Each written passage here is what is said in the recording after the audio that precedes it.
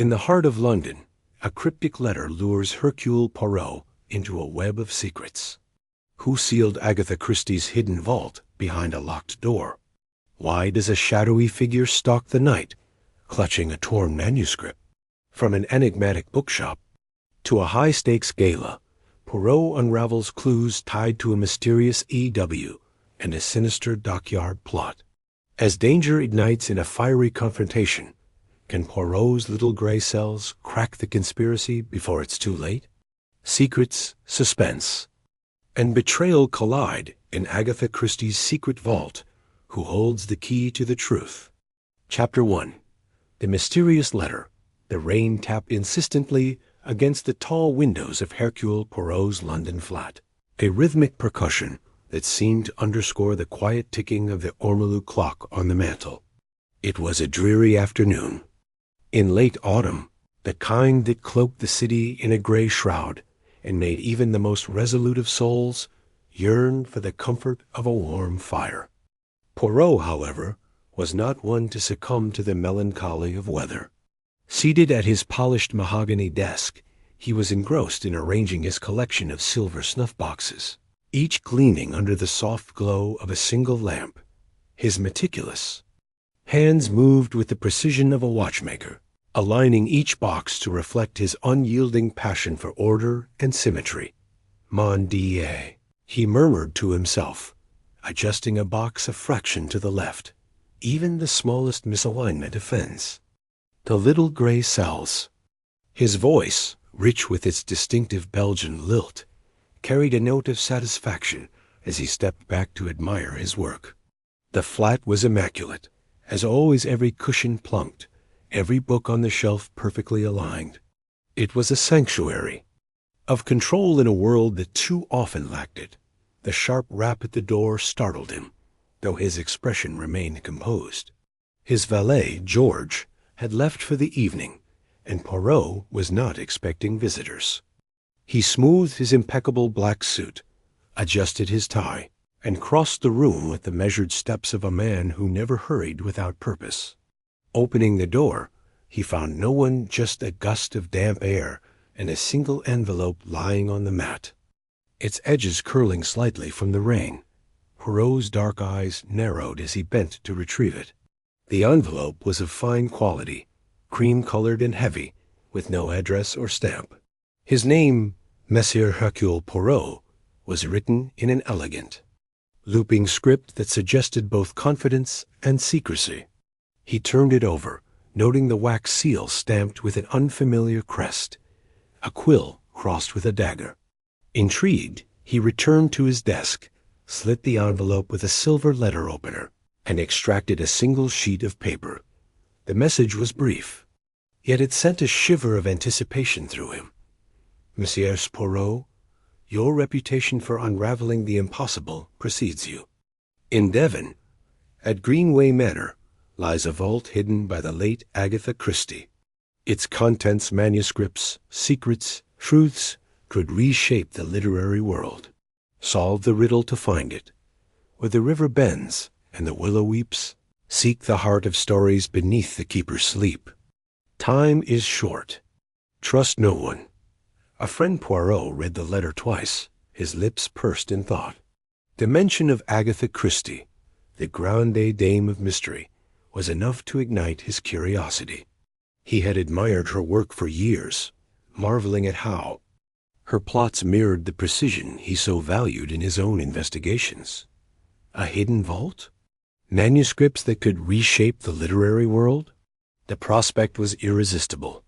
Yet the warning, trust no one, suggested danger, and Poirot was no stranger to the shadows that lurked behind such promises. He leaned back in his chair, stroking his meticulously waxed mustache. The riddle intrigued him most of all. The river bends and the willow weeps, he repeated softly. The heart of stories, beneath the keeper's sleep. His mind, sharp as a blade, began to dissect the words, searching for meaning. Greenway Manor, he knew, was Christie's beloved estate in Devon, a place she had filled with inspiration for her novels. The river likely referred to the Dart, which wound past the property. The willow and keeper were less clear, but Poirot's intuition told him the answer lay within the matter itself. He rose, his decision made. This was no ordinary case, and he would not face it alone. Reaching for the telephone, he dialed a familiar number. "Hastings, mon ami," he said when the call was answered, his voice warm but urgent. "I have need of your company. Pack a bag and meet me at Paddington Station in 2 hours. We are going to Devon. Captain Arthur Hastings, ever the loyal." Friend arrived at the station with his usual blend of enthusiasm and mild bewilderment. His tweed suit was slightly rumpled, and his hat was tilted at an angle that Poirot privately found endearing. "I say, Poirot," Hastings said, lugging. "A suitcase. What's this all about? You were awfully cryptic on the phone. Devon, of all places. Is it a holiday?" Poirot's eyes twinkled. "A holiday, Hastings? Non. It is an adventure of the mind. A puzzle, a secret, and perhaps a touch of danger. I shall explain on. The train." The journey to Devon was a study in contrasts.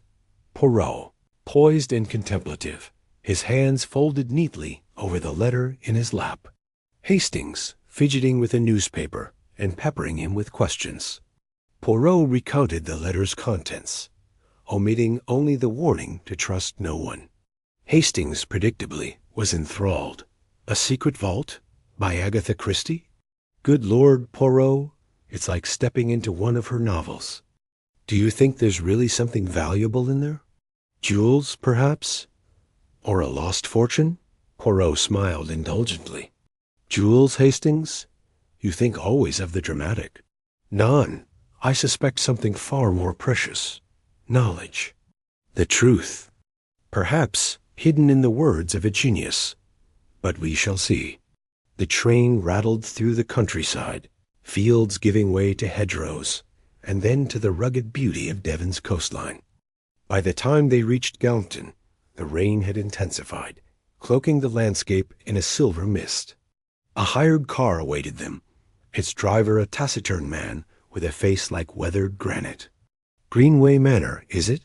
he grunted, eyeing them. With mild suspicion. Not many go there these days. Place is half forgotten. Half forgotten, perhaps, Poirot replied, but not without its secrets. The drive to Greenway was a winding affair, the road flanked by ancient oaks and holm. The occasional glimpse of the river dark, its waters churning under the storm. Hastings peered out the window, his imagination clearly running wild. Looks like the setting for a murder, doesn't it? All this gloom and mystery. Poirot chuckled softly.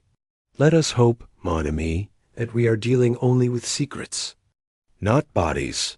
Greenway Manor loomed into view as the car crested a hill. It was a grand Georgian house, its white facade softened by centuries of ivy that clung like a living shroud. The gardens, though well kept, had an air of quiet neglect, as if time had paused within their borders. The car stopped at the wrought iron gates, and the driver muttered something about fetching the caretaker. Poirot and Hastings stepped out, their shoes crunching on the gravel drive. The caretaker, a wiry man named Mr. Tobin, emerged from a side door, his eyes darting between the all. Two visitors. You're the gentleman from London, then? He asked, his Devon accent thick.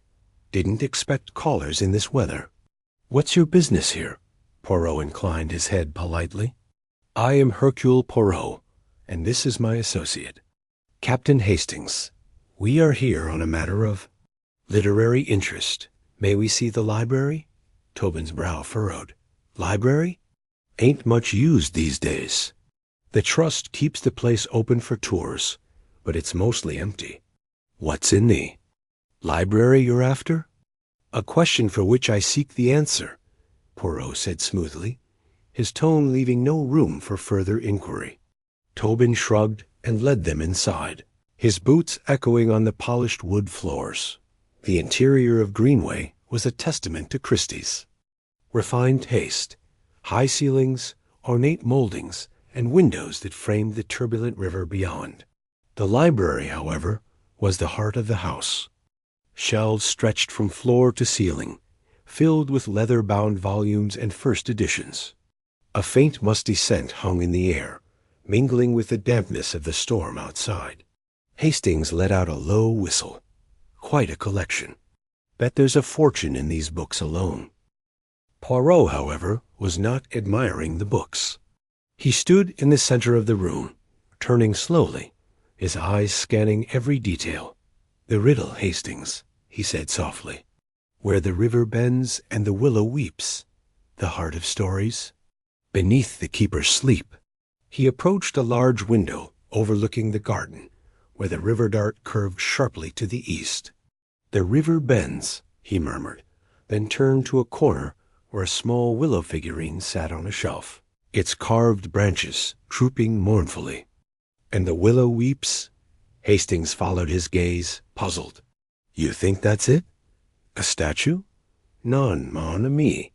It is a clue." Poirot moved to the shelf, his fingers brushing the figurine. Behind it, he noticed a faint seam in the wood paneling, almost invisible to the untrained eye. He pressed gently, and with a soft click, a section of the wall swung inward, revealing a narrow staircase descending into darkness. "Good heavens!" Hastings exclaimed, peering over Poirot's shoulder. "A secret passage, just like in the mysterious affair at Styles." Poirot's lips curved into a faint smile. "Madame Christie, she was a master of the hidden. Let us see what lies below." Tobin, who had been hovering near the door, stepped forward, his face pale. "What's that, then? Never knew about no secret door." Poirot fixed him with a piercing stare. "Perhaps, Monsieur Tobin, there are many things about this house you do not know." He turned to Hastings. "Come, mon ami, we descend." The staircase was steep and narrow, its stone steps worn smooth by time. Poirot moved with surprising agility, his cane tapping lightly as he went. Hastings followed, muttering about the damp and the possibility of bats. At the bottom, they found a heavy internals, carved into the rock like a cave. A heavy iron door stood before them, its surface engraved with symbols. A train, a knife, a bottle of poison motifs from Christie's novels. The heart of stories. Poirot said, his voice echoing in the confined space. "This is the vault, Hastings. The keeper sleeps above, in the library, guarding its secrets." The door was locked, secured by a large combination lock, with a dial of letters rather than numbers. Poirot studied it, his mind racing. The riddle's final phrase, "beneath the keeper's sleep," suggested the answer lay in the library, or perhaps in Christie's own mind. He recalled the letter's elegant script, the quill and dagger seal. The keeper, he mused, is Agatha herself, and her stories, they are the key. Hastings shifted impatiently. "Well, can you open it?" Poirot's fingers hovered over the dial. "Patience, mon ami. The lock requires a word, a phrase that unlocks the heart of her stories." He closed his eyes, visualizing the symbols on the door. The train murder on the Orient Express, the knife death on the Nile, the poison, and then there were none. But one phrase connected them all, a hallmark of Christie's genius. He spun the dial, clicking through letters until it spelled TWI-S-T, with a heavy clunk. The lock released, and the door swung open.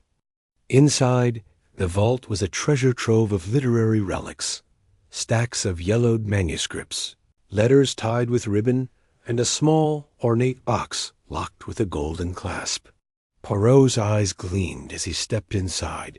His cane tapping on the stone floor. Hastings let out a low whistle. "Look at this, Poirot. It's like Aladdin's cave, but for books." Poirot picked up a manuscript, its title page handwritten in Christie's neat script, The Quill's Reckoning. He set it aside and reached for the box, but his fingers paused. Over a folded note tucked beneath it.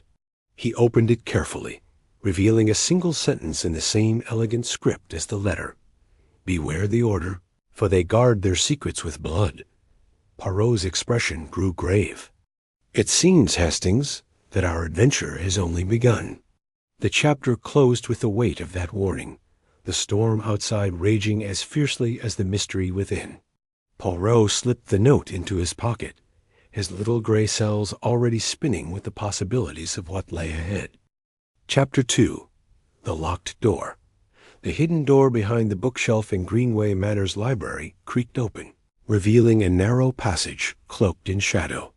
Hercule Poirot stood at the threshold, his polished shoes hesitating on the dusty floorboards, as if the very air carried a warning. The storm outside battered the manor's windows, thunder rolling like a distant drum, amplifying the eerie stillness within. Captain Hastings, ever loyal but visibly unsettled, peered over Poirot's shoulder, his breath catching as the darkness seemed to swallow the faint light from the library chandelier. "Mon ami," Poirot said, his voice steady but laced. "With intrigue, we are about to step into the mind of Madame Christie herself. A vault, hidden for decades, guarded by secrets. Are you ready?" Hastings managed a nod, though his hand lingered near the revolver tucked in his coat. "I suppose I am, Poirot. But this place, it feels like it's watching us." Poirot's mustache twitched with a faint smile. "The imagination, Hastings, it is a powerful thing. But let us rely on the little gray cells, not on ghosts." He adjusted his hat, took a small flashlight from his pocket, and stepped forward, the beam cutting through the gloom like a scalpel. The staircase descended steeply, its wooden steps groaning under their weight. Cobwebs clung to the walls, and the air grew colder, heavier, as if the manor itself was exhaling secrets long buried. Poirot moved with deliberate care, his eyes scanning every detail, the faint scratches on the banister, the uneven wear on the steps, the occasional glint of something metallic embedded in the stone walls.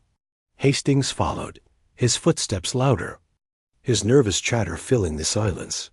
"Do you think it's really here, Poirot? A vault full of Christie's secrets? I mean, it sounds like something out of one of her novels." "Precisement," Poirot replied, his tone sharp. "And that is why we must proceed with caution. Madame Christie was not one to leave riddles without purpose. This vault, it is not merely a hiding place. It is a stage, and we are the players." At the bottom of the staircase, the passage widened into a small, circular chamber. The walls were bare stone, damp to the touch, and in the center stood a massive iron vault door, its surface etched with intricate symbols. Poirot's flashlight swept over it, revealing engravings of objects familiar to any Christie reader. A train, a dagger, a vial of poison, a noose, and a pearl necklace, each carved with meticulous detail. At the door's center was a combination lock, its dial surrounded by a ring of letters and numbers, gleaming faintly in the dim light. "Good heavens," Hastings whispered, his eyes wide. "It's like something out of a treasure hunt. How on earth do we open it?" Poirot stepped closer, his fingers tracing the engravings. "This is no mere lock, Hastings. It is a puzzle, a challenge from the mind of a genius. The symbols, they are not random. They are clues drawn from her stories. And the letters spoke of a key of words. We must think as Madame Christie thought." Before they could delve further, a sharp clatter echoed from the staircase behind them. Hastings spun around, his hand on his revolver while Poirot's eyes narrowed, his flashlight darting upward. The sound came again, a scraping, deliberate noise, like boots on wood. Someone was coming. "Who's there?" Hastings called, his voice trembling slightly. Silence answered, but the air seemed to tighten. Poirot raised a hand, signaling for quiet. "Stay calm, mon ami," he whispered. "We are not alone." From the shadows emerged a figure, a man, wiry and weathered, with a groundskeeper's cap pulled low over his eyes. His face was lined, his expression a mix of suspicion and curiosity. He carried a lantern, its flickering light casting jagged shadows on the walls. "What are you doing?" "Down here?" the man demanded, his Devon accent thick. "This ain't a place for strangers." Poirot stepped forward, his demeanor unruffled. "Monsieur, I am Hercule Poirot, and this is my associate Captain Hastings. We are here on a matter of great importance, concerning a discovery within this matter. And you are?" The man hesitated, his eyes flicking between them. "Name's Tom Carver. I keep the grounds. Been here 20 years, and have never seen." "That door open. You've no business poking around." Poirot's smile was disarming. "On the contrary, Monsieur Carver, we have every business. A letter, most mysterious, led us here. It speaks of a vault, and I believe you know more than you let on." Carver's jaw tightened, but his gaze faltered. "I don't know nothing about no vault, but I heard things years ago. Miss Agatha, she used to come down here sometimes, late at night, spoke of a key of words, said it was the only way to open what's locked away. Never made sense to me." Poirot's eyes gleamed. "The key of words. Merci, Monsieur Carver. You have been most helpful." Carver grunted, clearly uneasy. "You best be careful. This place, it's got secrets that don't want finding." With that, he turned and shuffled back up the stairs, his lantern's light fading into the darkness. Hastings exhaled. Well, that was unsettling. "Do you think he's telling the truth?" "Partially," Poirot said, turning back to the vault. "He knows more than he admits, but his words confirm our path. The key of words is our solution. Now, let us consider the symbols." Poirot knelt before the vault, his flashlight illuminating. "The engravings. The train, this is surely a reference to murder on the Orient Express. The dagger, perhaps death on the Nile. The vial, the mysterious affair at Styles. The noose, and then there were none. And the pearl necklace, the affair at the fair? None, that is not correct. It must be cat among the pigeons. Each symbol corresponds to a novel, but the combination. It is a phrase, a sequence of words." Hastings scratched his head. "A phrase? From one of her books? But which one? She wrote dozens." Poirot's fingers tapped the lock's dial. "The letter that brought us here emphasized urgency, danger.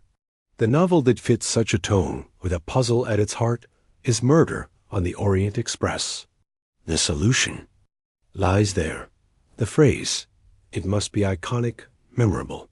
Something that unlocks not just a door, but a secret." He closed his eyes, his mind racing through the novel's pages.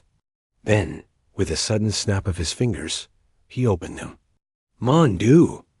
It is so simple, yet so clever. The phrase is the truth. It is hidden in plain sight. 12 words, one for each position on the dial. Hastings frowned. "Are you sure? That's not an exact quote, is it?"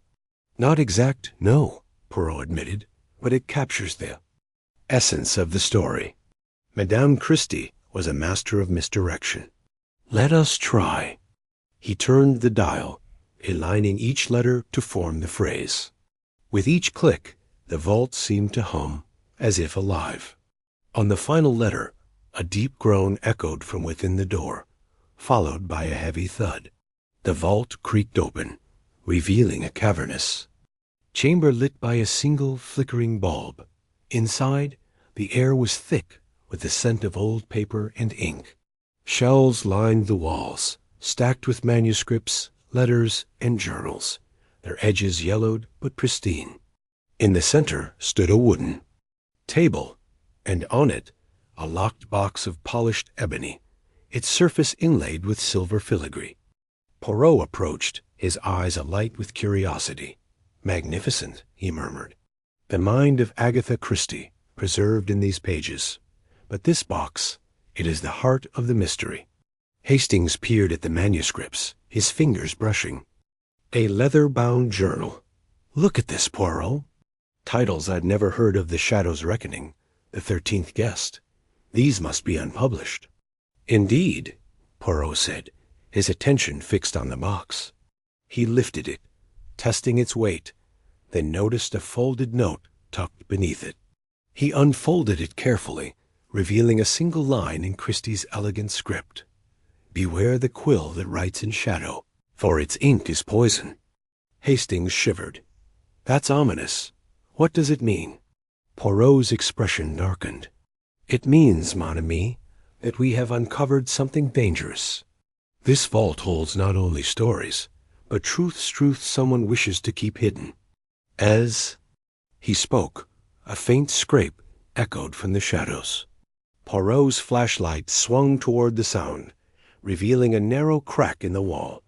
Hidden passage, barely visible. "Hastings," he said softly, "we are not alone." Before Hastings could respond, the bulb overhead flickered and died, plunging the vault into darkness. Only the beam of Poirot's flashlight remained, a fragile lifeline in the suffocating gloom. The vault's darkness was absolute, broken only by the thin beam of Poirot's flashlight, which danced across the shelves like a nervous performer.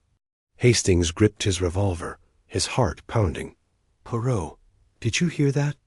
It sounded like footsteps. "Calm yourself, Hastings," Poirot said, though his own voice was taut. "We must proceed with logic, not fear." The sound came from the passage. "Let us investigate." He moved toward the crack in the wall, his steps silent but purposeful. The passage was narrow, barely wide enough for one person, its walls slick with moisture. Poirot's flashlight revealed faint marking scratches, as if someone had clawed at the stone in desperation. The air grew colder, and a faint draft carried the scent of earth and decay. "This place is a maze," Hastings muttered, his voice echoing. "What if we get lost?" "Then we shall rely on the little gray cells to find our way," Poirot replied. "But I suspect this passage was not meant for escape, but for observation. Someone has been watching the vault." The passage twisted, leading to a small alcove with a peephole overlooking the vault. Poirot peered through it, his eyes narrowing. Mon Dieu! From here one could see everything: the door, the box, the manuscripts. "This is a spy's vantage point." Hastings swallowed hard. "A spy? You mean someone's been guarding this place? Or stealing from it?" "Perhaps both," Poirot said. He examined the alcove, noting scuff marks on the floor and a single cigarette butt, its tip stained with lipstick. A woman, perhaps, or someone clever enough to leave such a clue. We must be vigilant. They returned to the vault, where Poirot resumed his inspection of the ebony box. Its lock was unlike any he had seen, a series of sliding panels, each etched with a different symbol: a feather, a book, a candle, a clock. "Another puzzle," he said, almost gleefully. "Madame Christie does not disappoint." As he studied the box, Hastings rifled through the manuscripts, his excitement growing. "Poirot, listen to this.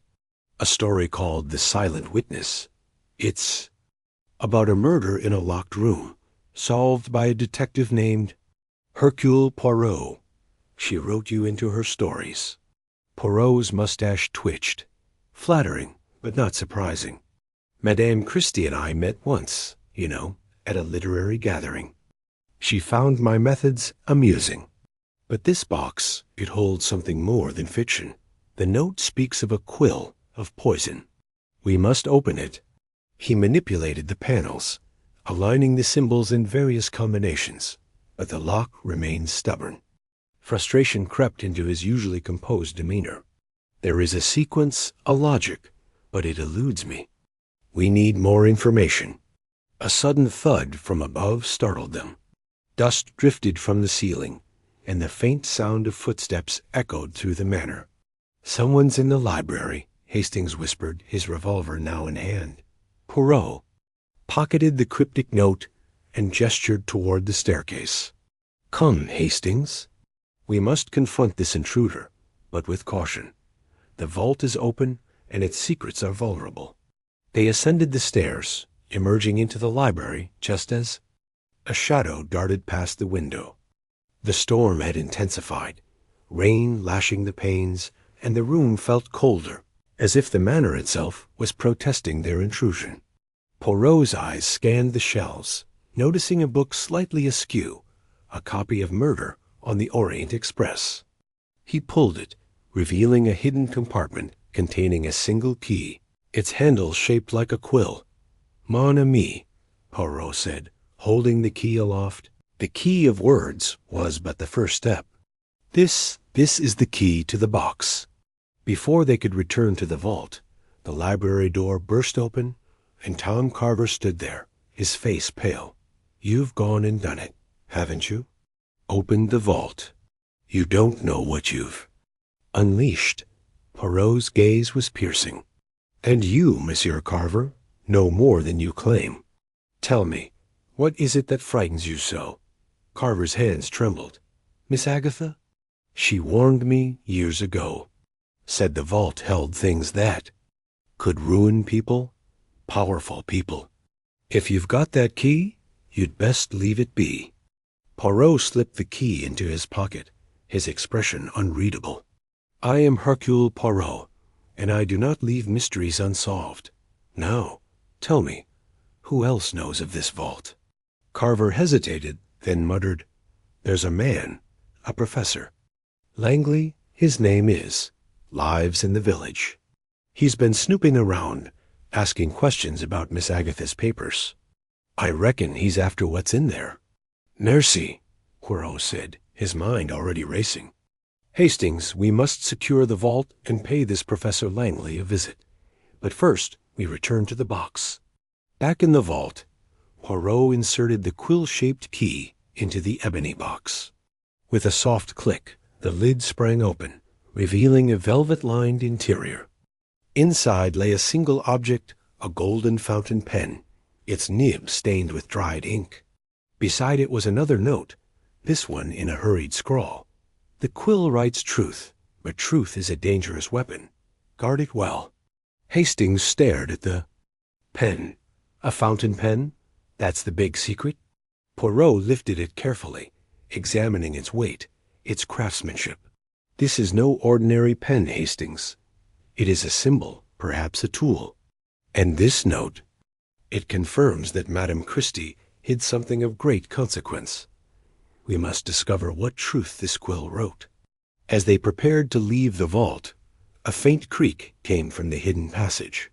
Poirot's flashlight caught a glint of movement, a figure, cloaked and swift, vanishing into the shadows. "After them!" Hastings cried, but Poirot held him back. "No, mon ami. They know we are here, and they are afraid. Let them run for now. We have the pen, the key, and the note. The game has begun, and Hercule Poirot will not be outplayed."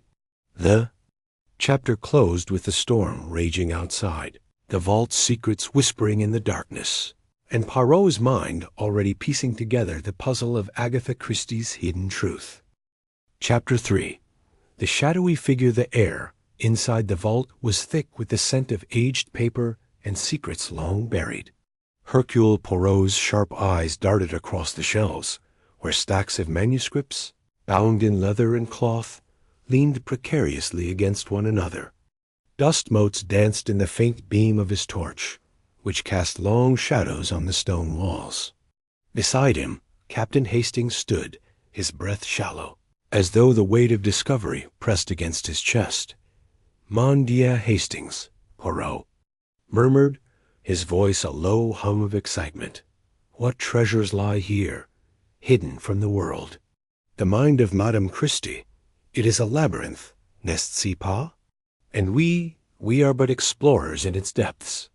Hastings, ever practical, adjusted his coat against the damp chill. "It's extraordinary, Poirot, but it's dashed unnerving, too. All these papers unpublished stories, you think? And that box you found, what's in it?" Poirot's gloved hand rested lightly on the small, ornate box he had retrieved from a shelf. Its surface was carved with intricate vines, and a sturdy lock gleamed under the torchlight. The cryptic note he had pocketed scrawled in Christie's unmistakable hand lay heavy in his mind. The quill guards its truth, but beware the hand that wields it. He had not yet shared its contents with Hastings, preferring to let his little gray cells churn in silence. Before he could respond, a faint creak echoed from the shadows behind the shelves. Poirot's head snapped up, his mustache twitching like a cat's whiskers sensing danger. Hastings froze, his hand instinctively reaching for the revolver he no longer carried since the war. "Did you hear that?" Hastings whispered, his eyes wide. "Oui, mon ami," Poirot replied, his voice steady but low. "We are not alone." He motioned for silence, his torch sweeping the vault's corners. The beam caught a flicker of movement, a shadow, swift and deliberate, vanishing behind a stack of crates. Poirot's heart quickened, not with fear, but with the thrill of a puzzle unfolding. Someone else knew of this vault, and they were here, watching. "Stay close, Hastings," Poirot said, stepping forward with the grace of a man who trusted his intellect above all else. He moved toward the crates, his torch revealing a narrow gap between them. Beyond, a faint outline suggested a passage, its edges swallowed by darkness. Hastings hesitated. "Poirot, should we call for help? The groundskeeper, perhaps?" "No, no," Poirot said, waving a hand. "The groundskeeper, he is a curious fellow, non. He appeared too quickly when we arrived, as if he were waiting. Non, we proceed alone for now." They edged toward the passage, Poirot leading with measured steps. The air grew colder, the stone floor slicked beneath their shoes. The passage twisted sharply, ending at a rusted iron grate embedded in the wall. Poirot knelt, examining the grate's edges. A faint draft carried the scent of earth and rain, suggesting an exit to the grounds above. "Someone has used this recently," Poirot said, pointing to a smudge of mud on the grate's bars. "The earth is fresh, disturbed. Our shadowy friend, they are clever, but not invisible." Hastings peered over his shoulder. "Do you think they're still here?" Poirot's eyes gleamed. "Perhaps, Hastings. Perhaps they watch us even now, waiting to see what the great Poirot will uncover. Come, we return to the vault. There is much to learn before we chase shadows." Back in the vault, Poirot resumed his inspection, his fingers tracing the spines of manuscripts. Each bore a title in Christie's neat script: "The Vanishing Heir," "The Clockmaker's Curse," "The Silent Guest." He paused at a slim volume labeled "The Quill's Shadow," its cover worn but intact. Opening it, he found pages dense with handwritten notes. Not a novel, but a ledger of sorts, names, dates, and cryptic phrases. One entry caught his eye: "E.W. London, 1928. Beware the quill's reach." "Hastings regardas," Poirot said, holding up the ledger. "This is no mere story. It is a record, a map of secrets. They appear again. The note in my pocket, it speaks of a quill, and now here the same. A coincidence?" "Non, Poirot does not believe in coincidences." Hastings frowned. "But who's E.W.? And what's this about a quill?" Before Poirot could answer, a sharp clatter echoed from the staircase. Both men turned, Poirot's torch illuminating the entrance. The groundskeeper, Mr. Grayson, stood there, his weathered face pale under the brim of his cap. His hands gripped a lantern, its light trembling slightly. "Mr. Poirot, Captain," Grayson said, his voice rough. "I heard noises. Thought you might have found something dangerous." Poirot's smile was polite but sharp. "Dangerous, monsieur?" "Perhaps. But tell me, how did you know we were here, in this vault you claim to know nothing of?" Grayson shifted, his eyes darting to the shelves. I patrol the grounds at night. Saw your torchlight through the library window. This place, it's old, full of secrets. Miss Christie, she was particular about it. Said there was a key of words once, something she told me years ago when I started here. Poirot's eyes narrowed. A key of words, you say? And yet you did not think to mention this when we arrived. Curious, non? Grayson's jaw tightened. I didn't think it mattered. Just an old story. But you're poking into things best left alone. There's folks around here who don't take kindly to strangers digging up the past. Folks? Hastings interjected, stepping forward. What folks, Grayson? You know something, don't you? The groundskeeper hesitated, then shook his head. Just talk, Captain. Village gossip. There's a historian, Professor Langley. Lives in Torquay. He's always going on about Miss Christie's secrets. Says she hid things in her books that could ruin people. Maybe you should talk to him? Poirot's mustache twitched. Professor Langley, you say? Merci, Monsieur Grayson. You have been most helpful. Now, if you will excuse us, we have work to do. Grayson lingered a moment, his lantern casting flickering shadows, then turned and climbed the stairs. Poirot watched him go, his mind racing. The groundskeeper's sudden appearance, his vague warnings, it was all too convenient. And the shadowy figure? They had not reappeared, but Poirot felt their presence, like a ghost lingering just out of sight. Hastings, Poirot said, turning back to the manuscripts, we must find this Professor Langley. If he knows of Madame Christie's secrets, he may hold the key to this vault's purpose. But first, we secure this place. Our friend in the shadows, they may return. They spent the next hour cataloging the vault's contents, Poirot's meticulous nature guiding their work. He noted each manuscript's title and condition, his gloved hands handling the pages with reverence. The locked box remained unopened. Its mechanism required a key they did not yet possess. As dawn approached, the storm outside subsided, leaving. An eerie silence over Greenway Manor. The next morning, Poirot and Hastings sat in the Manor's dining room, a modest breakfast of tea and toast before them. The caretaker, Mrs. Elspeth, a stout woman with a no-nonsense demeanor, bustled about, her eyes lingering on the two men. You're up early, gentlemen, she said, setting down a fresh pot of tea. Find anything interesting in the library. Last night? Poirot's smile was disarming. The library, madame. It is a treasure trove of knowledge. But tell me, you have worked here many years, we? Did Madame Christie ever speak of a vault, or perhaps a group, called the Order of the Quill? Mrs. Elspeth's hands paused, her face tightening. A vault? No, sir, nothing like that. As for any order, that's just fanciful talk.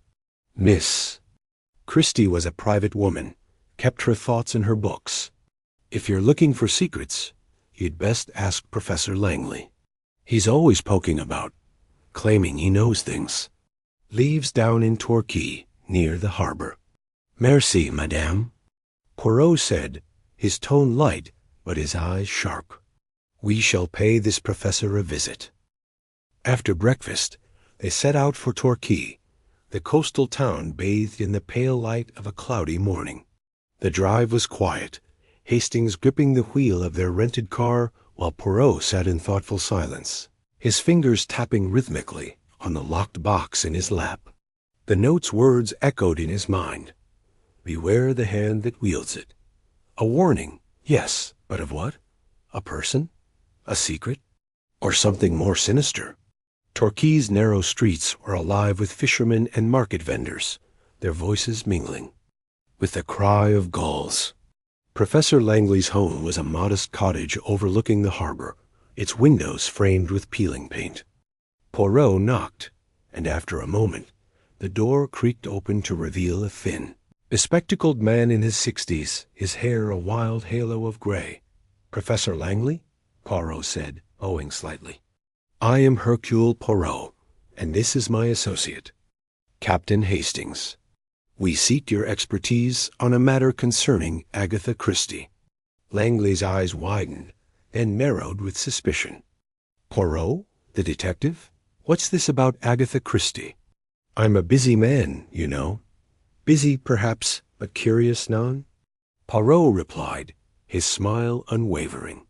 "We have discovered something at Greenway Manor, a vault, filled with unpublished works. We believe you may know of its significance." Langley's face paled, and he gestured them inside. The cottage was cluttered with books and papers, a scholar's chaos. He led them to a cramped parlor where a fire crackled weakly in the hearth. "A vault, you say?" Langley said, sinking into a chair. "I've heard rumors, of course. Agatha was secretive. She wrote things that never saw the light of day. Some say she hid manuscripts that could ruin reputations, politicians, aristocrats, even her own circle. There was talk of a project, a story she never published, something about a secret society. But it's all speculation." Poirot leaned forward, his eyes locked on Langley's. "Speculation, monsieur? Or knowledge? You are a historian, a man who seeks truth in the past. Tell me, what do you know of the Order of the Quill?" Langley's hands trembled, and he reached for a glass of water, spilling a few drops. "The Order? It's a legend, nothing more. A group of influential people writers, politicians, maybe even criminals, who inspired Agatha's villains. She was clever, you see. She wove truth into her fiction, hid it in plain sight. But if such a group existed, they'd want those manuscripts destroyed. They'd be dangerous. Dangerous enough to send a shadowy figure to watch us?" Hastings asked, unable to contain himself. Langley's eyes darted to the window. "You were followed? Here?" "Perhaps," Poirot said smoothly. "Or perhaps they watch you, monsieur. You seem nervous." Langley stood abruptly, knocking over a stack of books. "I've said too much. You should leave. If there's a vault, it's best left locked, for your own safety." Poirot rose, his demeanor unruffled. "Merci, Professor. Your candor, it is most enlightening. We shall take our leave, but rest assured, Hercule Poirot does not shy from danger." As they stepped outside, the harbor air was sharp with salt and tension. Hastings glanced back at the cottage. "He's hiding something, Poirot. Did you see how he jumped at the mention of the Order?" "Oui, Hastings," Poirot said, his eyes scanning the street. "He knows more than he says, but he is not our enemy, not yet. Come, we return to the manor. There is work to be done." The drive back was uneventful, but the weight of their discoveries hung heavy. At Greenway Manor, the evening settled over the estate like a shroud. Poirot and Hastings retired to their rooms, but sleep eluded them. The vault's secrets, the shadowy figure, Langley's fear, it all swirled in Poirot's mind. Each piece a thread in a tapestry. He was only beginning to unravel dark at midnight. A scream shattered the silence. Poirot was out of bed in an instant, his dressing gown tied with precision despite the hour. Hastings joined him, bleary-eyed but alert, as they followed the sound to the manor's west wing. There, in a dimly lit corridor, they found Professor Langley sprawled on the floor, unconscious, his glasses askew. In his hand was a torn page, its edges jagged, as though ripped in a struggle. Poirot knelt beside him, checking his pulse. "Lives, Hastings, but he is in shock. Fetch Mrs. Elspeth, quickly." As Hastings ran off, Poirot examined the page. It was a fragment of a manuscript, the ink faded but legible. The words described a murder, a detective, and a secret society, a story that neared their own investigation with eerie precision. Poirot's eyes narrowed as he read a single line. "The quill's shadow falls on those who seek its truth." He stood, his torch sweeping the corridor. The air was still, but a faint scuff mark in the dust caught his eye, a footprint, small and deliberate, leading to a panel in the wall. He pressed it, and the panel clicked open, revealing a narrow passage descending into darkness. "Hastings," Poirot called as his friend returned with the caretaker. "We have found our shadowy figure's path. The game, it is afoot." Mrs. Elspeth gasped, clutching her shawl. "That passage, it's been sealed for years. Miss Christie used it to move about unseen. You mustn't go down there, Mr. Poirot. It's not safe." Poirot's smile was resolute. "Safety, madame, is not the concern of Hercule Poirot when truth is at stake. Come, Hastings, we follow the footprint." The chapter closed with Poirot stepping into the passage, his torch cutting through the darkness as the manor's secrets whispered around them, waiting to be unveiled. Chapter 4. The torn manuscript the air in Greenway Manor's hidden vault was thick with dust, the kind that clung to the back of Poirot's throat as he stood over a cluttered oak table, his gloved hands delicately handling the artifacts of Agatha Christie's secret trove. The dim light from a single lantern cast long shadows across the stone walls, illuminating stacks of yellowed manuscripts, letters tied with frayed ribbons, and that peculiar locked box, its brass fittings glinting. Like a challenge, Captain Hastings, ever the eager assistant, hovered nearby, his brow furrowed as he peered over Poirot's shoulder. "Mon Dieu, Hastings," Poirot murmured, his voice barely above a whisper, as if the vault itself demanded reverence. "This is no mere collection of papers. It is a labyrinth of secrets, each page a thread to be unraveled by the little gray cells." Hastings nodded, though his eyes betrayed a flicker of unease. "It's uncanny, Poirot. All these manuscripts, unpublished works by Agatha Christie herself. And that box, what do you suppose is inside?" Poirot's mustache twitched, a subtle sign of his mind at work. "Patience, mon ami. The box will reveal its secrets in time. For now, we concern ourselves with this." He held up a single torn page, its edges jagged, as though ripped in haste. The paper was brittle, the ink faded but legible, and it bore the unmistakable cadence of Christie's prose. Poirot's eyes scanned the text, his lips moving silently as he absorbed the words. The fragment described a murder, but not just any. Murder, a meticulously planned assassination, orchestrated by a shadowy group known only as the Order. The victim, a wealthy industrialist, was dispatched with a poisoned pen, its ink laced with a rare toxin. The detective in the story, a fastidious man with a penchant for symmetry, bore an eerie resemblance to Poirot himself. The page ended abruptly, mid-sentence, leaving the killer's identity obscured. "Good heavens, Poirot," Hastings exclaimed, his voice echoing faintly in the vault. "This detective, it's you, isn't it? Or at least someone awfully like you. Do you think Agatha based this on you?" Poirot's eyes gleamed with amusement, though his expression remained guarded. "Madame Christie was a woman of unparalleled observation. It is not impossible that she drew inspiration from your old friend Poirot. But this," he tapped the page, "this is more than fiction. There is truth here, hidden in the lines." Hastings frowned, leaning closer. "Truth? You mean to say this order is real?" "Perhaps," Poirot replied, his tone measured. "The little gray cells, they sense a pattern. A manuscript torn, a vault hidden, a historian attacked. These are not mere coincidences. We must examine the other contents of this vault to confirm my suspicions." The two men set to work, sifting through the papers with care.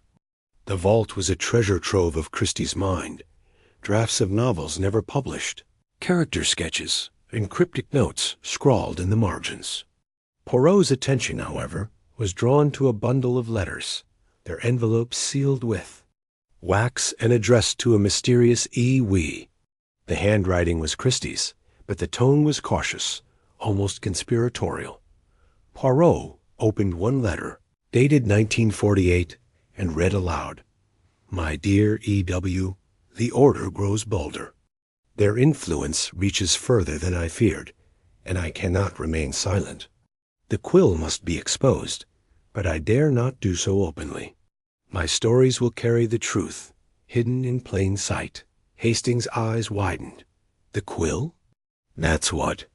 The manuscript called them the Order of the Quill. Poirot, this is extraordinary. Do you think Christie was investigating some sort of secret society? Poirot's gaze was distant, his mind racing. It is possible, Hastings. Madame Christie was not merely a writer of mysteries. She was a student of human nature. If such a group existed, she would have seen their shadows in the world around her. But we must proceed with care. The attack on Professor Langley last night suggests that someone wishes these secrets to remain married. The mention of Langley brought a chill to the air. The historian had been found unconscious in the Manor's west wing, a torn page likely, from the same manuscript clutched in his hand. Poirot had examined the scene at dawn, noting the faint footprint in the dust near a concealed exit. It was a clue, but one that led to more questions than answers. We must return to the scene of the attack, Poirot declared, folding the letter and slipping it into his pocket. And then we follow the trail of this footprint. It will lead us to the village, I am certain. The morning was damp and gray as Poirot and Hastings left the manor, the Devon countryside shrouded in mist. The footprint, barely visible in the dew-soaked grass, guided them along a narrow path that wound through ancient oaks and past crumbling stone walls. The trail ended at the edge of a quaint village, where cobblestone streets and thatched cottages seemed frozen in time. There, Poirot said, pointing to a small bookshop nestled between a bakery and a post office. Its sign, weathered and peeling, read Quill and Ink. The irony was not lost on Poirot, whose eyes narrowed as he spotted a cloaked figure slipping through the shop's door. Hastings, he said softly, we must be discreet. That figure they are no stranger to the secrets of the vault. The bookshop was a labyrinth of shelves, each groaning under the weight of leather-bound tomes and dusty paperbacks. The air smelled of old paper and wax, and a faint creak of floorboards betrayed the presence of someone deeper within. Poirot moved with the grace of a cat, his cane tapping lightly as he navigated the aisles. Hastings followed, his hand resting on the revolver in his pocket, a precaution he insisted on after the previous night's events. At the back of the shop, behind a curtain of faded velvet, they found the cloaked figure hunched over a desk, scribbling furiously in a notebook. The figure froze as Poirot cleared his throat. "Bonjour," Poirot said, his voice polite but firm. "I am Hercule Poirot, and this is my associate, Captain Hastings. You will forgive our intrusion, but I believe you have information pertinent to our investigation." The figure turned, revealing a woman in her 60s, her silver hair pinned neatly beneath a scarf. Her eyes, sharp and wary, studied Poirot with a mixture of fear and defiance. "I don't know what you're talking about," she said, her voice steady despite the tremor in her hands. "This is a bookshop, not a detective agency." Poirot smiled, undeterred. "Mademoiselle, your presence in this village, so close to Greenway Manor, and your interest in the works of Agatha Christie suggest otherwise. You are, I presume, familiar with the vault?" The woman's face paled, but she held her ground. "I'm Clara Henshaw, the librarian here. I collect rare editions, that's all. If you've been poking around Greenway, that's none of my business." "Yet you were seen entering this shop in a manner most clandestine," Poirot countered. His eyes locked on hers. "And I suspect you know more about the torn manuscript than you let on. Shall we discuss the Order of the Quill?" Clara's composure faltered, her fingers tightening around the notebook. "You're meddling in things you don't understand, Mr. Poirot. Some secrets are better left buried." "Perhaps," Poirot replied, stepping closer. "But when man is attacked and a manuscript is torn, the little gray cells demand answers. Tell me, Mademoiselle Clara, what do you know of E? The mention of the initials sent a visible jolt through Clara. She hesitated, then sighed, her shoulders slumping. Very well, but not here. Follow me. She led them through a narrow door behind the desk, down a creaking staircase to a basement room lit by a single bulb. The walls were lined with shelves, but these held not books, but files, hundreds of them meticulously labeled. In the center stood a table, and on it lay a leather-bound journal, its pages filled with cryptic symbols and maps. This, Clara said, gesturing to the journal, was Agatha's. She entrusted it to me years ago, before she died. She said it held the key to the vault's true purpose. Poirot's eyes gleamed as he opened the journal, his fingers tracing the inked lines. The pages were a maze of codes, but to Poirot they were as clear as a summer sky. A cipher, he murmured, and one I recognize. It is based on the Visionaire Square, a favorite of Madame Christie. He spent the next hour deciphering the journal, with Clara watching in reluctant awe. Hastings, less patient, paced the room, occasionally glancing at the files. "What are all these?" he asked, pointing to the shelves. "Agatha's research," Clara replied. "She spent years tracking the order. They were real, Captain. A group of powerful men and some women who manipulated events from the shadows. Agatha wove their crimes into her stories, disguising them as fiction. But she knew too much, and they knew it. The journal, once decoded, revealed a map to a hidden safe in London, located in a derelict theater. It also contained a list of names members of the order, past and present. One name stood out, Edward Worthington, the E.W. of Christie's letters. "Worthington," Poirot said, his voice low. "A name that appears too often to be coincidence. We must go to London, Hastings. The safe will tell us more." As they prepared to leave, a sudden crash shattered the silence. The bookshop's front window exploded inward, glass spraying across the floor. Clara gasped, ducking behind the table, while Poirot's eyes darted to the street outside. A shadow moved, swift and deliberate, vanishing into the mist. "A warning," Poirot said, his voice calm but steely. "Someone does not wish us to pursue this trail." But Hercule Poirot does not yield to intimidation. He stepped outside, his cane tapping against the cobblestones as he surveyed the scene. A single bullet hole marred the shop's sign, its trajectory pointing to a rooftop across the street. "The shooter was there," Poirot said, pointing. "A marksman, but not a killer, not yet. They wish only to frighten us." Hastings gripped his revolver, his face grim. "What now, Poirot?" "We can't just let them get away with this." "We do not chase shadows, mon ami," Poirot replied. "We follow the light of reason. The journal, the map, the safe, these are our path, and I suspect our shadowy friend will follow." As they left the village, the mist thickened, cloaking the world in uncertainty. Poirot's mind, however, was a beacon, cutting through the fog. The torn manuscript had opened a door to a conspiracy older than he had imagined, and he would not rest until every secret was laid bare. Chapter 5. The Bookshop Enigma. The rain-slicked cobblestones of the Devon village gleamed under the weak glow of a single street lamp as Hercule Poirot and Captain Hastings hurried through the narrow alley. The night air was thick with the scent of damp earth and the faint tongue of salt from the nearby coast. The cryptic trail they had followed from Greenway Manor's hidden vault had led them here, to a quaint, unassuming bookshop tucked between a butcher's and a shuttered tea-room. The shop's sign, "Pages of Time," swung creakily in the wind, its faded letters barely legible.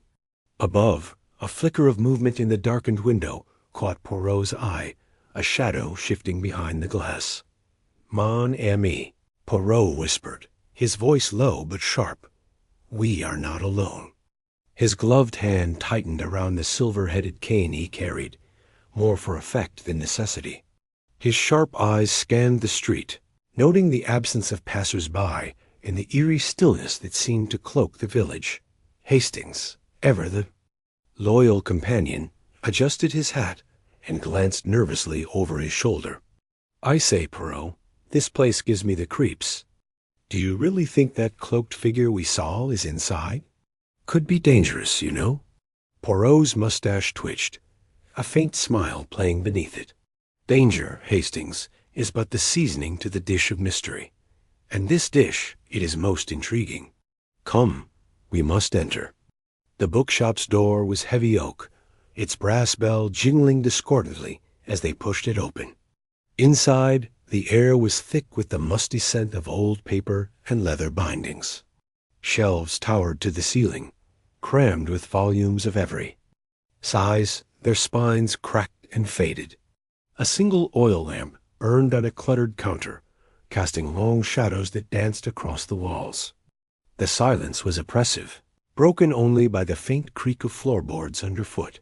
Poirot's eyes darted to the counter, where a ledger lay open, its pages filled with neat, looping handwriting. He stepped forward, his movements deliberate, and scanned the room.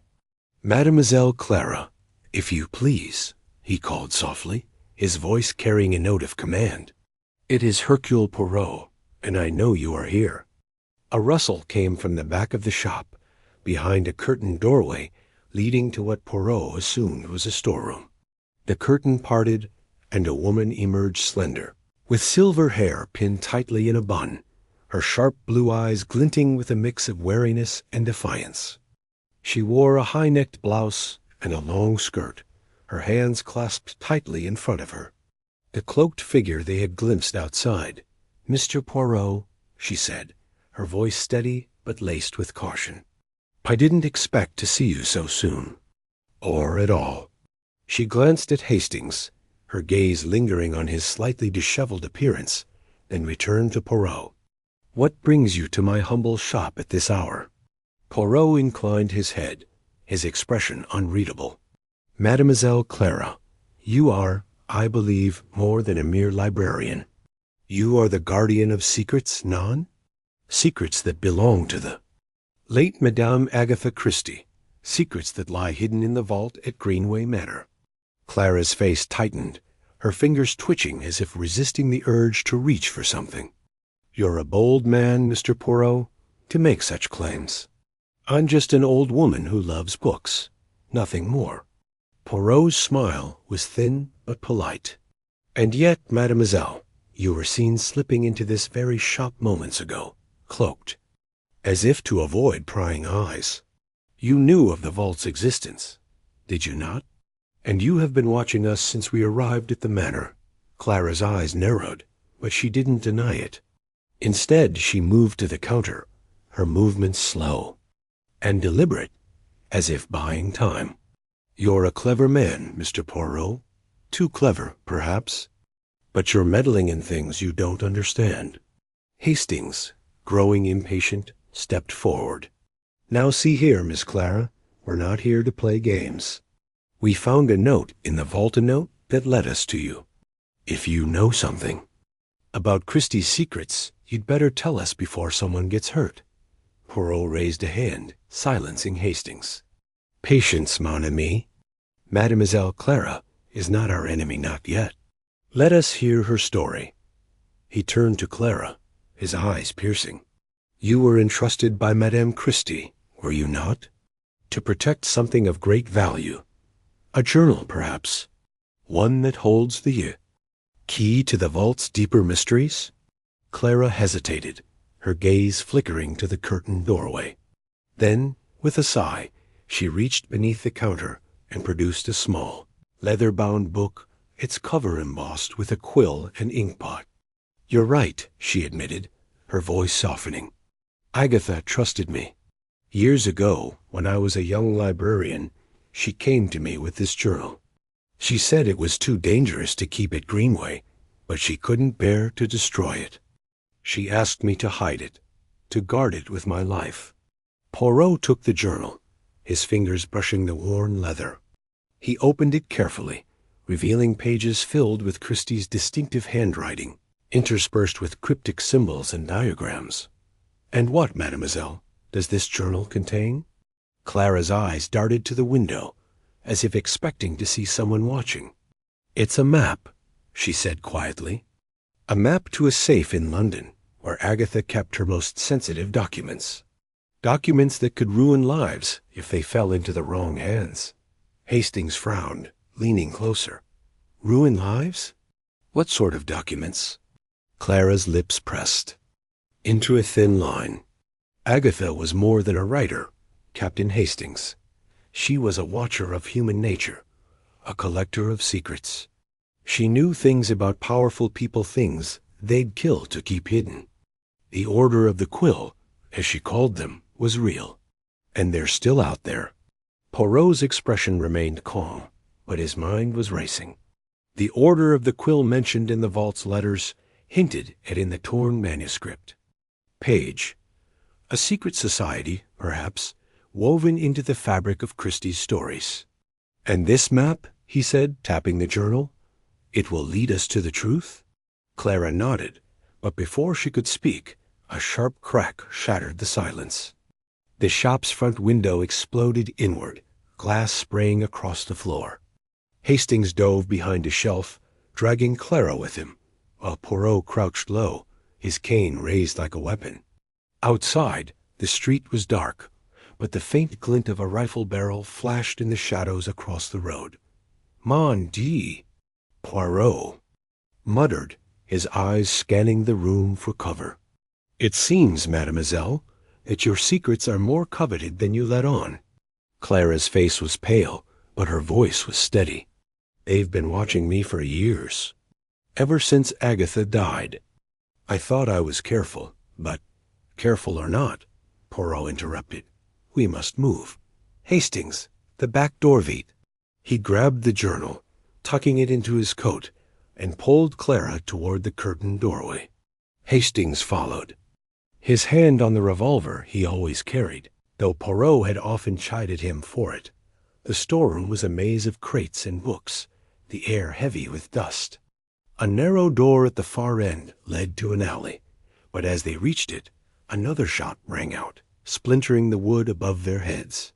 Clara stifled a cry, and Poirot's eyes narrowed. "This shooter," he said, his voice calm despite the chaos, "is no amateur. But neither is Hercule Poirot."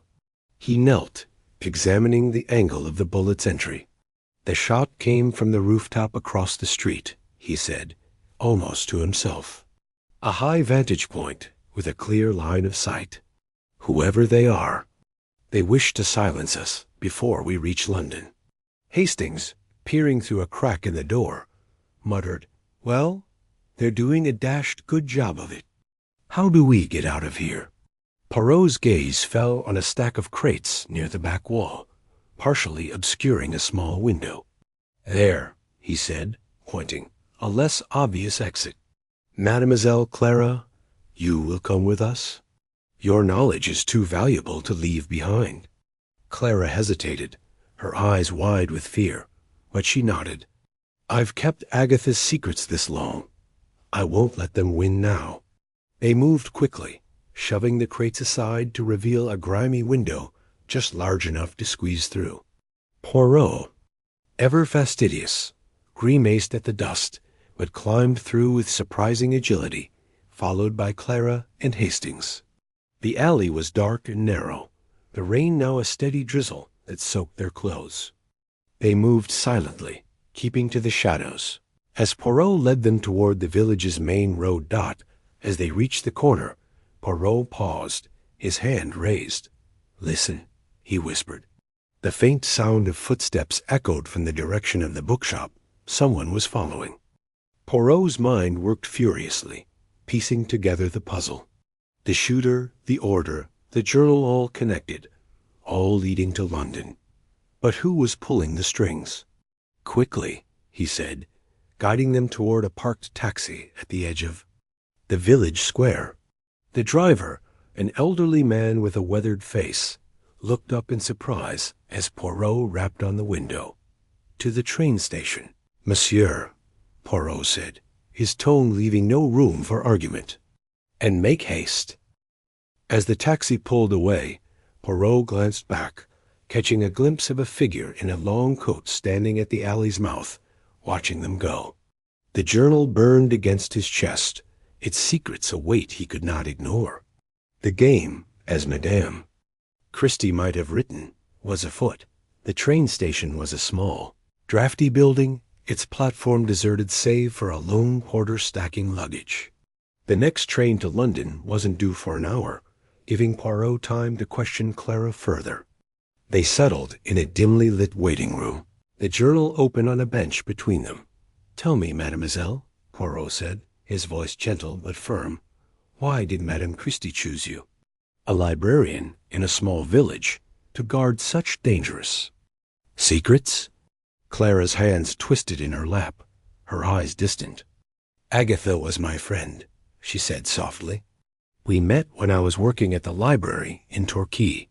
She'd come in, always looking for obscure books on poisons or history. We'd talk for hours.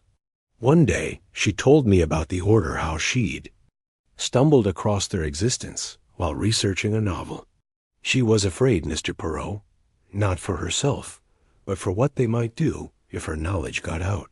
Poirot nodded, his fingers tracing the journal's pages. The map was a series of cryptic notations, references to London landmarks interwoven with quotes from Christie's novels. "This safe," he said. "It is in a theater, oui? The Palladium, perhaps." Clara's eyes widened. "How did you—" Poirot tapped his temple. "The little gray cells, mademoiselle. The journal mentions the stage where shadows play, and the Palladium is known for its dramatic history. But there is more, is there not? A code within the code?" Clara nodded, her voice barely a whisper. "The safe's combination is hidden in the text of 'And Then There Were None.' Specific lines, specific words." Agatha was meticulous. Hastings, who had been pacing nervously, stopped. "Good Lord, Poirot, you mean we have to read a whole book to open a safe? That's madness," Poirot chuckled. "Not the whole book, mon ami. Only the parts that matter. And I suspect Mademoiselle Clara knows precisely which parts." Clara hesitated, then pointed to a passage in the journal. "Here," she said. "It's the first word of every 10th line in Chapter 3. Together, they form a phrase." Poirot's eyes gleamed as he scanned the text. "Formidable," he murmured. "Madame Christie was a genius of deception. But we must be cautious. The Order knows we are close." That shot at the bookshop was no idle threat. As if on cue, the waiting room door creaked open, and a young woman in a rain-soaked coat stepped inside. She was no more than 25, with sharp green eyes and a nervous demeanor. "Miss Clara?" she said, her voice trembling. "I heard about the shop. Are you all right?" Clara's face softened. "Lila, you shouldn't be here. It's not safe." Poirot studied the newcomer, his instincts on high alert. "And you are, mademoiselle?" "Leila Grayson," she said, brushing wet hair from her face. "I work at the bookshop part-time. I saw the broken window and came looking for Clara." Poirot's gaze lingered on her, noting the slight tremor in her hands, the way her eyes darted to the journal. "Most curious," he said softly. "You arrive at precisely the moment we discuss the vault's secrets. Tell me, Mademoiselle Lila, what do you know of the Order of the Quill?" Lila's face paled, and she took a step back. "I don't know anything. I just help with the books." Clara placed a hand on Poirot's arm. "She's telling the truth, Mr. Poirot. Lila's just a girl who loves stories. She's not involved." But Poirot's eyes never left Lila's. "We shall see," he said. "For now, we must prepare for London. The train approaches, and the game grows more dangerous." The train's whistle sounded in the distance, a low, mournful note that seemed to echo the tension in the room. Poirot closed the journal, slipping it back into his coat. The map, the safe, the order. It was all coming together, but the puzzle was far from complete. As they boarded the train, Poirot's mind churned, piecing together the clues. Lila's sudden appearance, the shooter's precision, Clara's guarded truths, each was a thread in a tapestry of deception. The journey to London was tense, the train's rhythmic clatter doing little to ease Poirot's unease. Clara sat opposite him, her face drawn, while Hastings fidgeted beside her. Lila, insisting on accompanying them, sat by the window, her eyes fixed on the passing countryside. Poirot watched her closely, noting the way her fingers clutched her bag, as if guarding something inside. "Tell me, Mademoiselle Lila," he said suddenly, breaking the silence. "You are a lover of books, oui?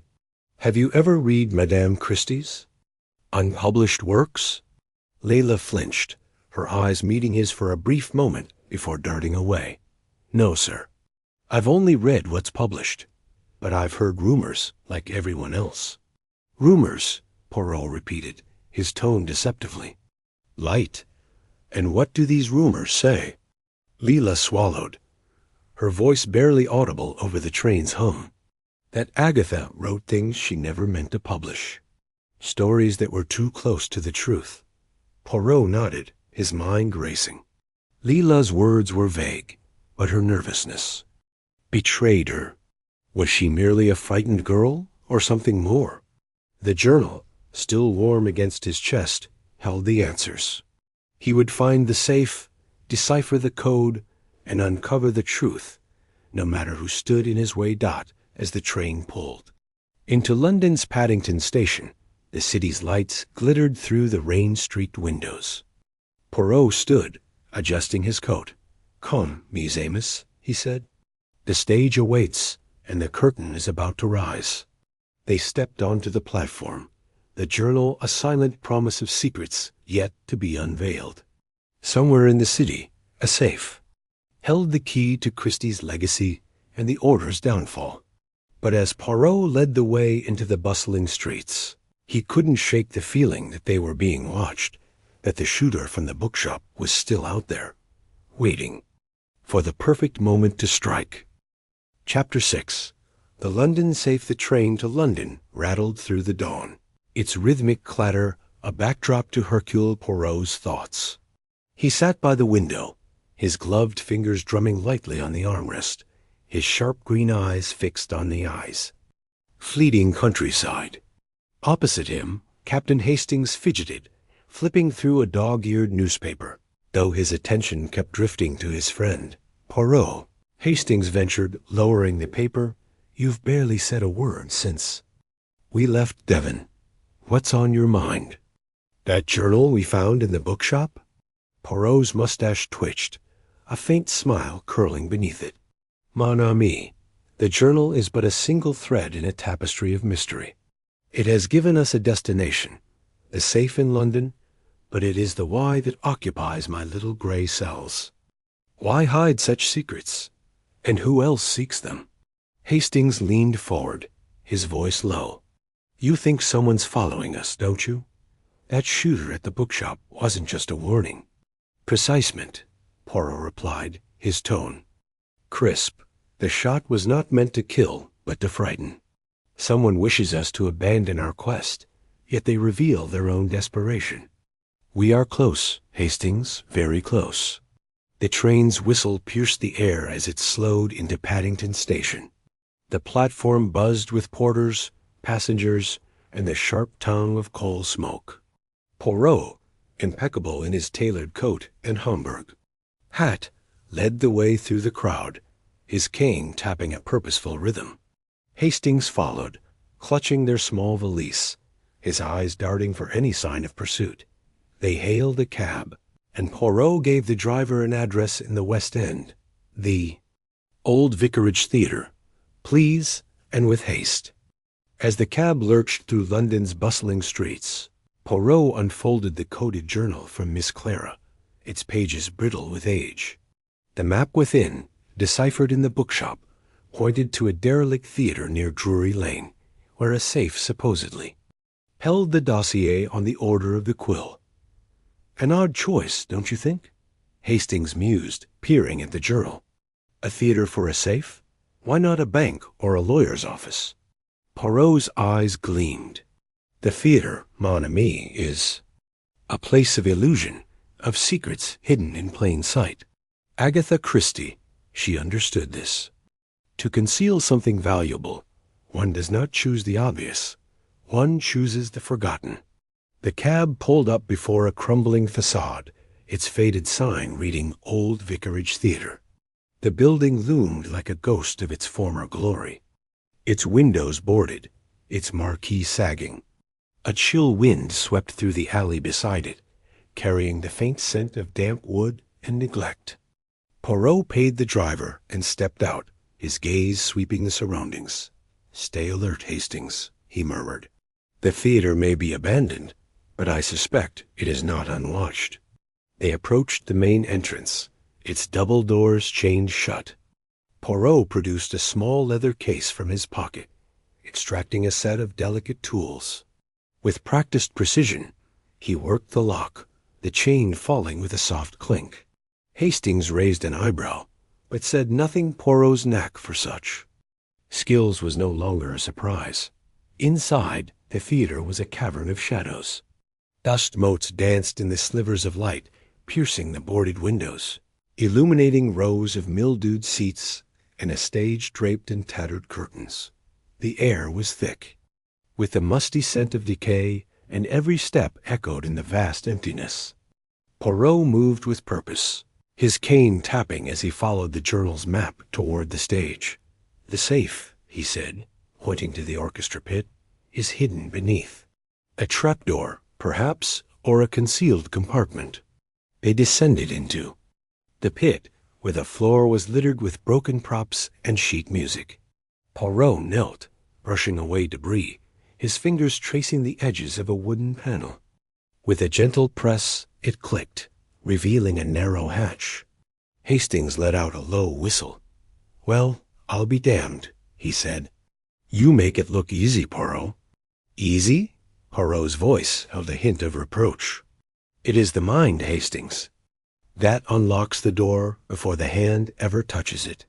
They lifted the hatch, revealing a rusted metal safe embedded in the concrete. Its dial was engraved with theatrical masks, comedy and tragedy, adding a touch of whimsy to its otherwise formidable appearance. Poirot consulted the journal again, muttering under his breath as he turned the dial with precision. After a tense moment, the safe clicked open, revealing a leather-bound dossier tied with a faded ribbon. Poirot lifted it carefully, his gloved fingers brushing away dust. "The Order of the Quill," he said softly, "laid bare at last." Before they could examine it, a sharp noise echoed from the auditorium, a footstep, deliberate and heavy. Hastings spun, his hand instinctively reaching for the revolver he wasn't carrying. Poirot's hand shot up, silencing him. "Quiet, mon ami," he whispered. "We are not alone." They crouched behind the pit's edge, peering into the gloom. A figure emerged from the shadows near the balcony, moving with the cautious grace of a predator. The man, tall, wiry, with a pinched face, carried a flashlight, its beam sweeping the seats. He wore a caretaker's uniform, but his movements betrayed a nervous energy, as if he expected trouble. "That must be the caretaker Miss Clara mentioned," Hastings whispered. "Mr. Finch, wasn't it?" Poirot nodded, his eyes narrowing. "Observe, Hastings. He does not search as one who belongs. He hunts." Finch descended the aisle, muttering to himself. "They shouldn't be here. No one's supposed to know." His flashlight beam lingered on the stage, then dipped toward the pit. Poirot and Hastings pressed lower, the dossier clutched tightly. Suddenly, a second sound of faint metallic scrape came from backstage. Finch froze, his head snapping toward the noise. "Who's there?" he called, his voice cracking. No answer came, but the scrape repeated, closer now. Poirot's expression sharpened. "There is another," he murmured. "This theater is more crowded than we thought." Finch drew a small pistol from his coat, his hand trembling. He edged toward the stage, his flashlight darting wildly. Poirot gestured for Hastings to stay put, then slipped silently from the pit, moving along the wall like a shadow. Hastings watched, heart pounding, as his friend disappeared into the darkness. Moments later, a crash erupted backstage, a crate toppling, followed by a muffled curse. Finch bolted toward the sound, his pistol raised. "Show yourself," he shouted. Poirot reappeared at Hastings' side, startling him. "Come," he whispered. "We must move while he is distracted." They crept from the pit, the dossier tucked under Poirot's arm, and headed for the stage's wings. The theater's labyrinthine backstage was a maze of ropes, pulleys, and forgotten props. As they navigated it, Poirot's eyes scanned every corner, alert for signs of the second intruder. They reached a narrow hallway lined with dressing rooms, their doors ajar, mirrors cracked. Poirot paused, his head tilting as if catching a faint sound. "Listen," he said. Footsteps, light but deliberate. Hastings strained to hear, catching the soft patter of shoes on wood. "Finch?" he whispered. "No," Poirot replied. "This one is more discreet." They ducked into a dressing room, its walls papered with faded posters of long-forgotten plays. Through the crack in the door, they saw a figure glide past a woman, her face obscured by a scarf, her movements swift and purposeful. She carried a small tool case, and her gloved hand brushed the safe's lock as she passed it, leaving a faint scratch. Poirot's eyes gleamed. "She has tried the safe already," he said, "and failed." The woman vanished down the hallway, and Poirot motioned for Hastings to follow. They trailed her cautiously, heaping to the shadows. The hallway opened into a storage room filled with crates and old scenery flats. The woman knelt before a crate, prying it open with a crowbar. Inside gleamed a stack of papers, manuscripts, perhaps, or forgeries. Before Poirot could act, Finch's voice rang out from the doorway. "You! What are you doing here?" The woman spun, her scarf slipping to reveal sharp features and piercing blue eyes. "Stay back," she warned, brandishing the crowbar. "This doesn't concern you." Finch raised his pistol, his face pale. "You're after the safe, aren't you? I saw you tampering with it earlier. Who sent you?" The woman laughed, a cold, brittle sound. "You're in over your head, caretaker. Put that gun down before you hurt yourself." Poirot stepped forward, his voice cutting through the tension. "Monsieur Finch, mademoiselle, I suggest we all lower our weapons, literal and metaphorical. Hercule Poirot does not approve of such theatrics." Both Finch and the woman froze, startled by his sudden appearance. Hastings emerged behind him, looking sheepish but ready to act. The woman's eyes narrowed, assessing Poirot. "You're the detective," she said, "the one poking around Greenway Manor." "And you," Poirot replied smoothly, "are someone who knows more than she pretends. Perhaps you will share your name and why you seek what lies in this theater." She hesitated and lowered the crowbar. "Call me Evelyn," she said. "I'm a collector of rare manuscripts. I heard about Christie's Vault and thought there might be something here." Poirot's mustache twitched. "A collector or a thief? The scratch on the safe suggests impatience, not expertise."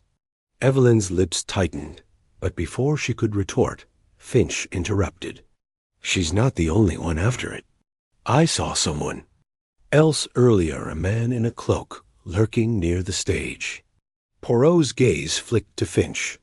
"And you, Monsieur Finch, why do you guard this theater so zealously?"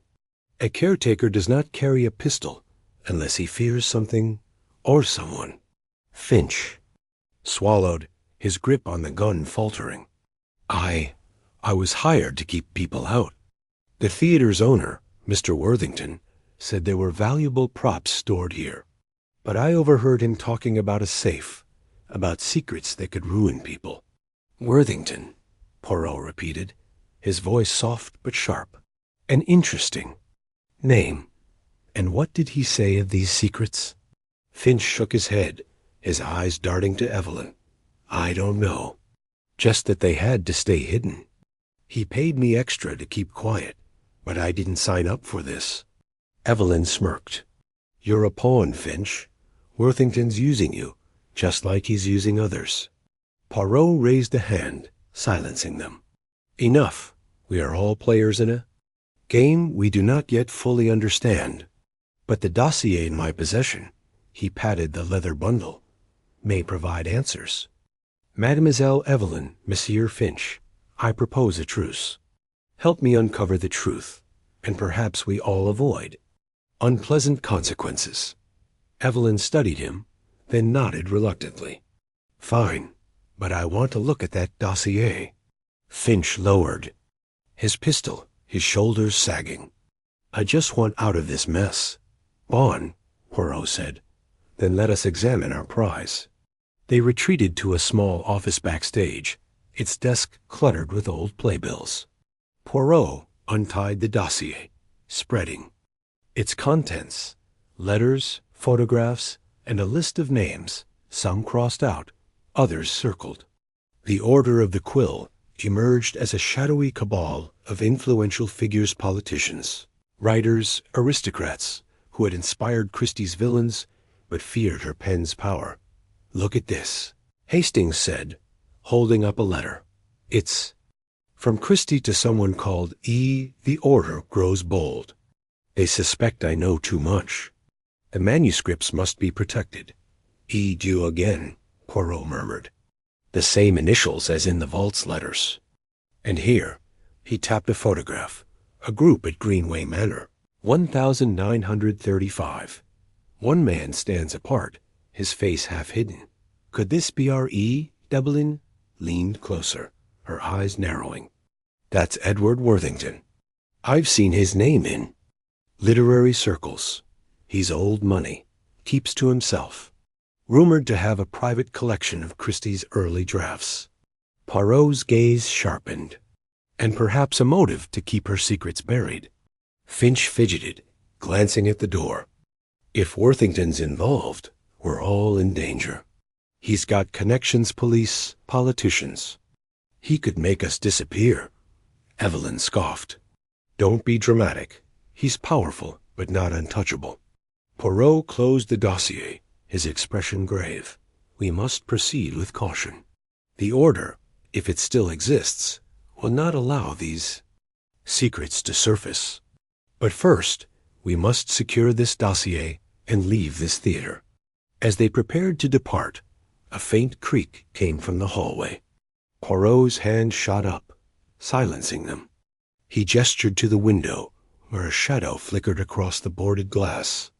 Someone was outside, watching. Hastings, Poirot whispered. The rear exit? Quickly. They slipped out, the dossier tucked under Poirot's coat. The alley behind. The theater was narrow, flanked by overflowing bins and rusted fire escapes. As they hurried toward the street, a figure stepped from the shadows, a man in a cloak, his face obscured by a wide-brimmed hat. Hand over the dossier, Poirot, he said, his voice low and clipped. He held a knife, its blade catching the G. Din's Treetlig Ted. Hastings stepped forward, fists clenched, but Poirot restrained him. Monsieur, you are bold to confront Hercule Poirot, but boldness without knowledge is folly. Who sent you? The man hesitated, then lunged. Poirot sidestepped with surprising agility, his cane cracking against the man's wrist. The knife clattered to the ground, and Hastings tackled the assailant, pinning him. Evelyn scooped up the knife, her expression grim. Talk, or I start. Carving. The man glared, but said nothing. Poirot knelt, searching his pockets, and found a monogrammed handkerchief marked E1D. Poirot murmured. Edward Worthington's reach is long indeed. Finch, trembling, backed. "Away! I'm done. I'm leaving." "Stay, Monsieur Finch," Poirot said sharply. "You are safer with us than alone." The cloaked man laughed, a harsh sound. "You're fools. The order's bigger than you think. You'll never stop them." Poirot stood, his eyes cold. "We shall see, monsieur. Hastings, bind him. We will deliver him to the police discreetly." As they secured the man, Poirot noticed a faint mark on the handkerchief, a quill, stylized and elegant. "The order's symbol," he said softly. "A warning and a promise." They left the alley, the dossier safe for now, but the weight of their discovery pressed heavily. London's fog curled around them, hiding dangers yet to come. Poirot's mind raced, piecing together the puzzle. Worthington, the order, and Christie's hidden truth. The theater had yielded its secret, but the stage was set for a far greater confrontation. Chapter 7. The elusive E.W. The rain had begun to fall in earnest essays. Hercule Poirot and Captain Hastings stepped out of the derelict theater, the monogrammed handkerchief clutched in Poirot's gloved hand. The London air was thick with the scent of wet cobblestones and the distant hum of the city, but Poirot's mind was elsewhere, turning over the initials E.W. like a puzzle piece that refused to fit. The handkerchief, made of fine silk with delicate embroidery, was no ordinary trinket. It was a clue, a spur from the past that promised to unravel the mystery of Agatha Christie's secret vault. E.W. Poirot murmured, his mustache twitching as he held the fabric up to the dim streetlight. "Edward Worthington, perhaps? The name appears in Madame Christie's letters. Does it not, Hastings?" Hastings, pulling his coat tighter against the drizzle, nodded. "You're right, Poirot. There was a mention of an Edward Worthington in one of those letters from the vault. A reclusive chap, wasn't he? Some sort of aristocrat?" "Oui, mon ami, a man of wealth and shadow, if the letters are to be believed. But we must not assume. Assumptions are the enemies of truth." Poirot folded the handkerchief carefully and slipped it into his pocket. "We shall pay Monsieur Worthington a visit. His estate, I believe, is not far from London. A man who leaves such a fine article behind may have much to say or much to hide." The journey to Worthington's estate in the Hertfordshire countryside was a quiet one, the rhythmic clatter of the train lulling Hastings into a doze while Poirot sat upright, his eyes sharp and unblinking. The countryside unfolded in a blur of green fields and mist-shrouded hills.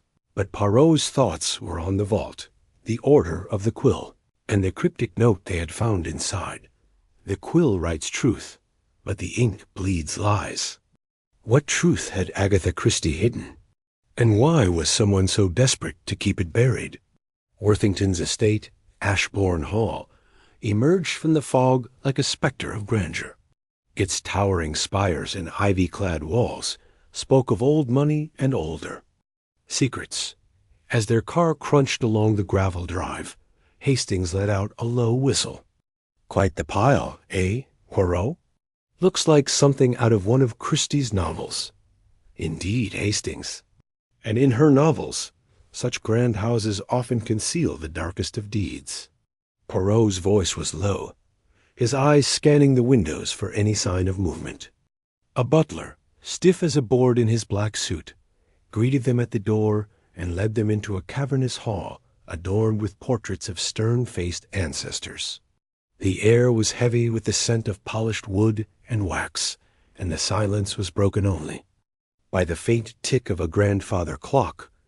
"Mr. Worthington will see you in the drawing-room," the butler intoned, his voice as cold as the marble floor beneath their feet. Poirot nodded politely, but his gaze lingered on the man's retreating figure. There was something in the butler's demeanor, a tightness about the shoulders. Perhaps that suggested more than mere formality. The drawing-room was a study in opulence, with velvet drapes, a roaring fire, and a crystal chandelier casting prisms of light across the walls. Edward Worthington stood by the fireplace, a tall man in his late 50s with silver hair and a face carved from granite. His eyes, sharp and calculating, flicked over Poirot and Hastings as they entered. "Monsieur Worthington," Poirot began. His tone as smooth as the silk handkerchief in his pocket. "I am Hercule Poirot, and this is my associate, Captain Hastings. We are here on a matter of some delicacy." Worthington's lips curved into a thin smile, but his eyes remained cold. "Delicacy, you say?"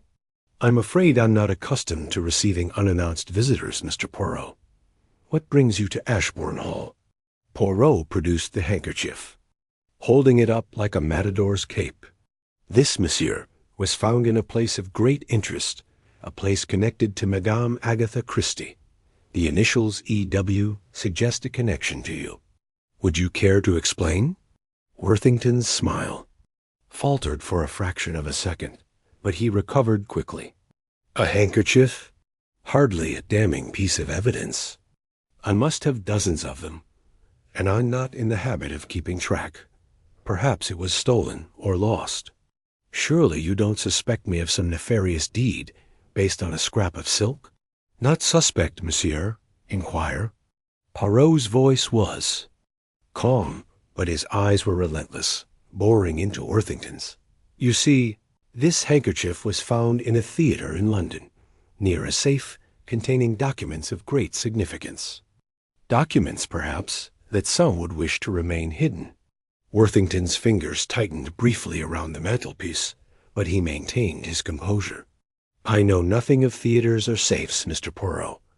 I am a private man, and my interests lie in my estate and my horses. If you're chasing ghosts, you'll find none here." Hastings, unable to resist, leaned forward. "But you knew Agatha Christie, didn't you? Her letters mention you by name. Something about a literary society, perhaps." Worthington's eyes narrowed. "Mrs. Christie was a passing acquaintance, nothing more. We met at a few social gatherings, exchanged pleasantries. I admired her work, as many do. But if you're implying some deeper connection, you're mistaken." Poirot tilted his head, studying Worthington as if he were a rare insect under a magnifying glass. "And yet, monsieur, your name appears in her private correspondence, linked to matters. Most intriguing. Tell me, do you know of an organization called the Order of the Quill?" The room seemed to grow colder, the fire's crackle suddenly louder in the silence. Worthington's face remained impassive, but his knuckles whitened against the mantel. "I've never heard of such a thing," he said flatly. "And I must say, Mr. Poirot, your questions are beginning to sound like accusations. I think it's time you left." Poirot did not move. "One moment, monsieur. If you truly know nothing, then perhaps you can explain why a maid in your employ felt compelled to pass me this." He produced a folded note, slipped to him by a nervous young woman as they had entered the drawing-room. The note, scrawled in hasty pencil, read, "He meets them at night. Cloaked figures. The old stables." Worthington's composure cracked, his eyes darting to the note. "That's preposterous," he snapped.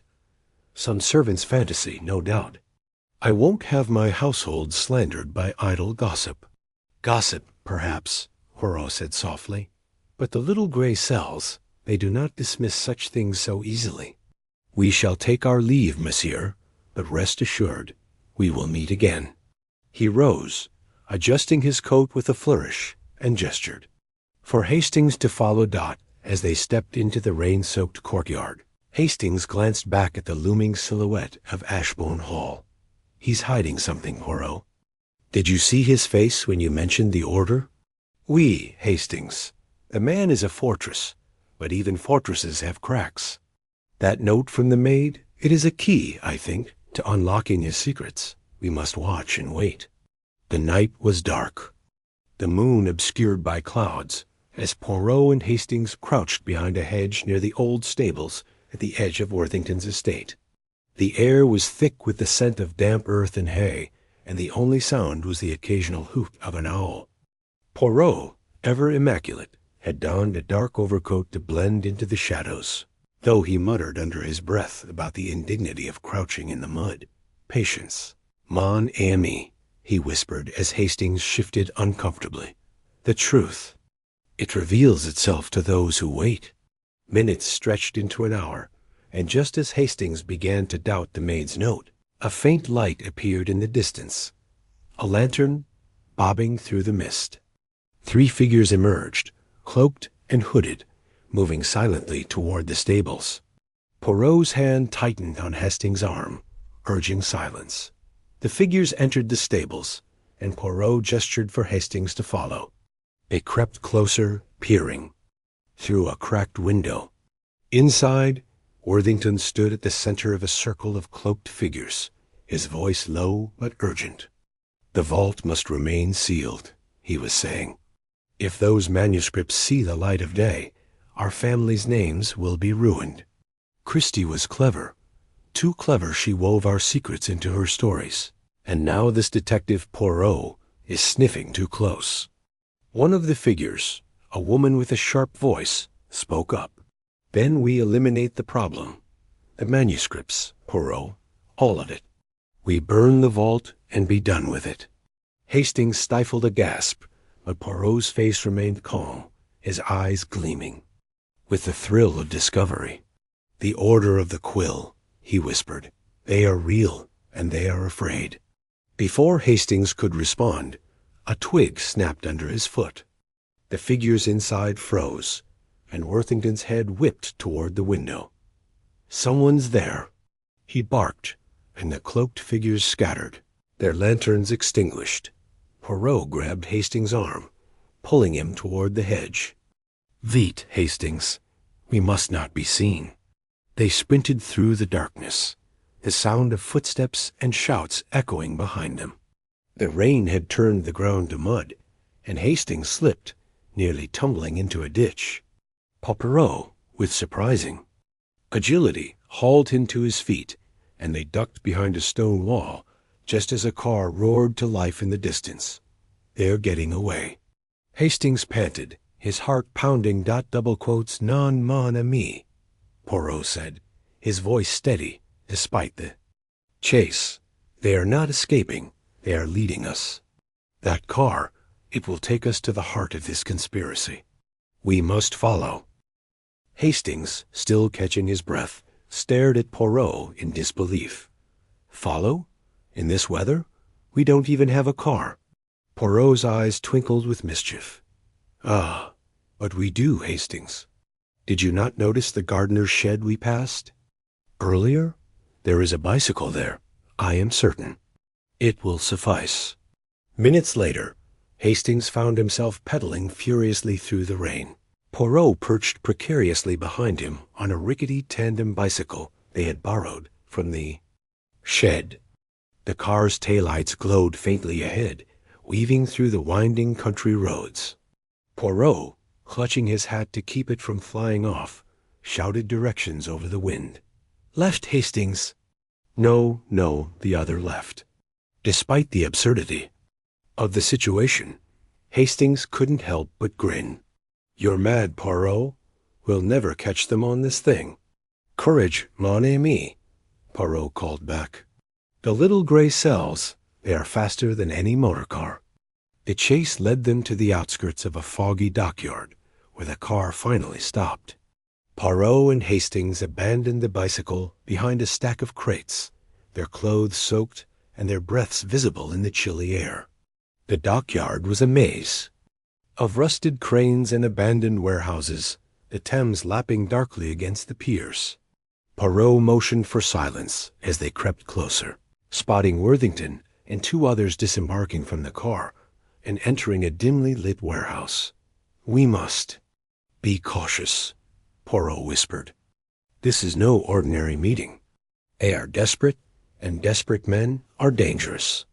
Inside the warehouse, the air was thick with the smell of oil and salt. Poirot and Hastings hid behind a stack of barrels, peering through the gaps. Worthington stood at a table covered with maps and papers, his voice low but intense. "The gala at Greenway Manor is our chance," he said to the others. "The vault will be unguarded during the festivities. We destroy it, and Christie's secrets die. With it." One of the figures, a wiry man with a nervous twitch, spoke up. "And Poirot, he's not some country copper. He'll keep digging." Worthington's face darkened. "Then we deal with him. Permanently, if necessary." Hastings' blood ran. Cold, but Poirot's expression was one of grim satisfaction. "They fear us, Hastings," he murmured. "And fear makes them careless. We have them now." As the meeting continued, Poirot's eyes scanned the warehouse, noting every detail: the papers on the table, the nervous gestures of the wiry man, the way Worthington's hand kept drifting to his pocket, as if checking for something. A weapon, perhaps, or another clue. Suddenly, a loud clang echoed through the warehouse. A crate had fallen, knocked over by a stray cat. The figures spun around, and Poirot pulled Hastings down just as a flashlight beam swept over their hiding place. "Someone's here," the wiry man shouted, drawing a pistol. Poirot's hand clamped over Hastings' mouth, silencing his protest. "Stay still," he breathed. "We are not yet discovered." The figures searched the warehouse, their footsteps echoing ominously. Poirot's mind raced, calculating their options. They could flee, but that would mean losing the trail. They could confront the group, but they were outnumbered and possibly outgunned. No, the answer lay in subtlety, in using the enemy's own fear against them. As the searchers drew closer, Poirot reached into his pocket and pulled out a small silver whistle, a memento from a previous case. He blew it softly, the sound mimicking the cry of a night bird.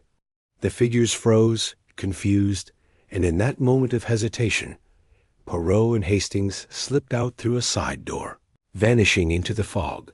They crouched behind a rusted crane, watching as the figures emerged from the eye. Warehouse, arguing amongst themselves. "It was nothing," Worthington snapped. "A cat, probably. But we can't take chances. We move tomorrow night." As the car roared away, Poirot straightened, brushing mud from his coat with a grimace. "Tomorrow night, Hastings. The gala at Greenway Manor.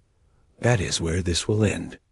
Hastings, still shaken, managed a weak smile. "You're enjoying this, aren't you?"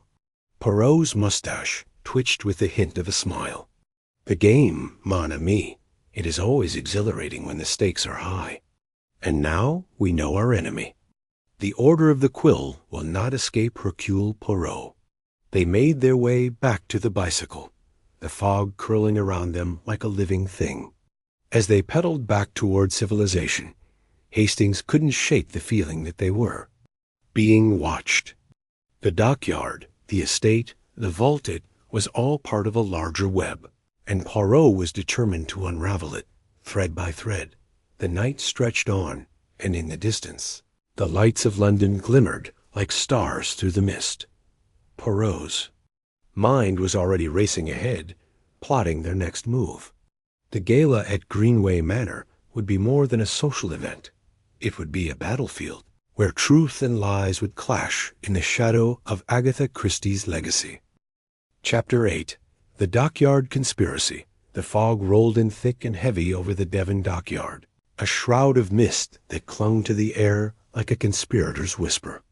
The night was damp, a kind that seeped into your bones and made every shadow seem alive. Hercule Poirot, his polished shoes now speckled with mud, stood motionless behind a rusted shipping crate, his sharp eyes cutting through the haze. Beside him, Captain Hastings crouched, his breath uneven, betraying his nerves. The faint clink of metal and the low murmur of voices drifted from the warehouse ahead, a cavernous structure looming like a forgotten giant against the moonless sky. Poirot adjusted his scarf, his gloved fingers precise despite the chill. "Mon ami," he whispered, his voice barely audible, "observe the scene with care. These are not mere thieves we pursue, but guardians of secrets so potent They would risk all to keep them buried. Hastings nodded, though his eyes darted nervously to the shadows. "I don't like this, Poirot. This place feels like a trap. Did you see how fast that car sped off from Worthington's estate? They know we're onto them." "Precisement," Poirot replied, his mustache twitching with a faint smile. "And that, Hastings, is why we are here. The guilty, when cornered, reveal themselves through haste. Now silence, if you please. The little gray cells must listen." The dockyard was a labyrinth of crates, barrels, and abandoned machinery, its air thick with the tongue of salt and oil. The warehouse, a hulking relic of Devon's maritime past, stood at the edge of a pier where the river dart lapped restlessly against rotting wood. Poirot and Hastings had trailed Edward Worthington's car here after their tense encounter at his estate, where the aristocrat's polished denials had crumbled under Poirot's relentless questioning. The note slipped to them by the maida. Scrap of paper warning of cloaked figures and midnight meetings had led them to this forsaken place. As they crept closer, the voices grew clearer. Poirot motioned for Hastings to follow, leading him along a narrow path between stacks of crates, their footsteps muffled by the damp earth. The warehouse's side door, slightly ajar, spilled a sliver of yellow light onto the ground. Inside, 4 figures stood in a loose circle, their silhouettes stark against the glow of a single hanging bulb. Poirot recognized Worthington's tall, angular frame at once, his tailored coat incongruous in the grimy setting. Beside him was a woman, her voice sharp and commanding, and 2 others whose faces remained obscured. "We cannot allow those manuscripts to see the light of day," the woman said, her tone slicing through the air like a blade.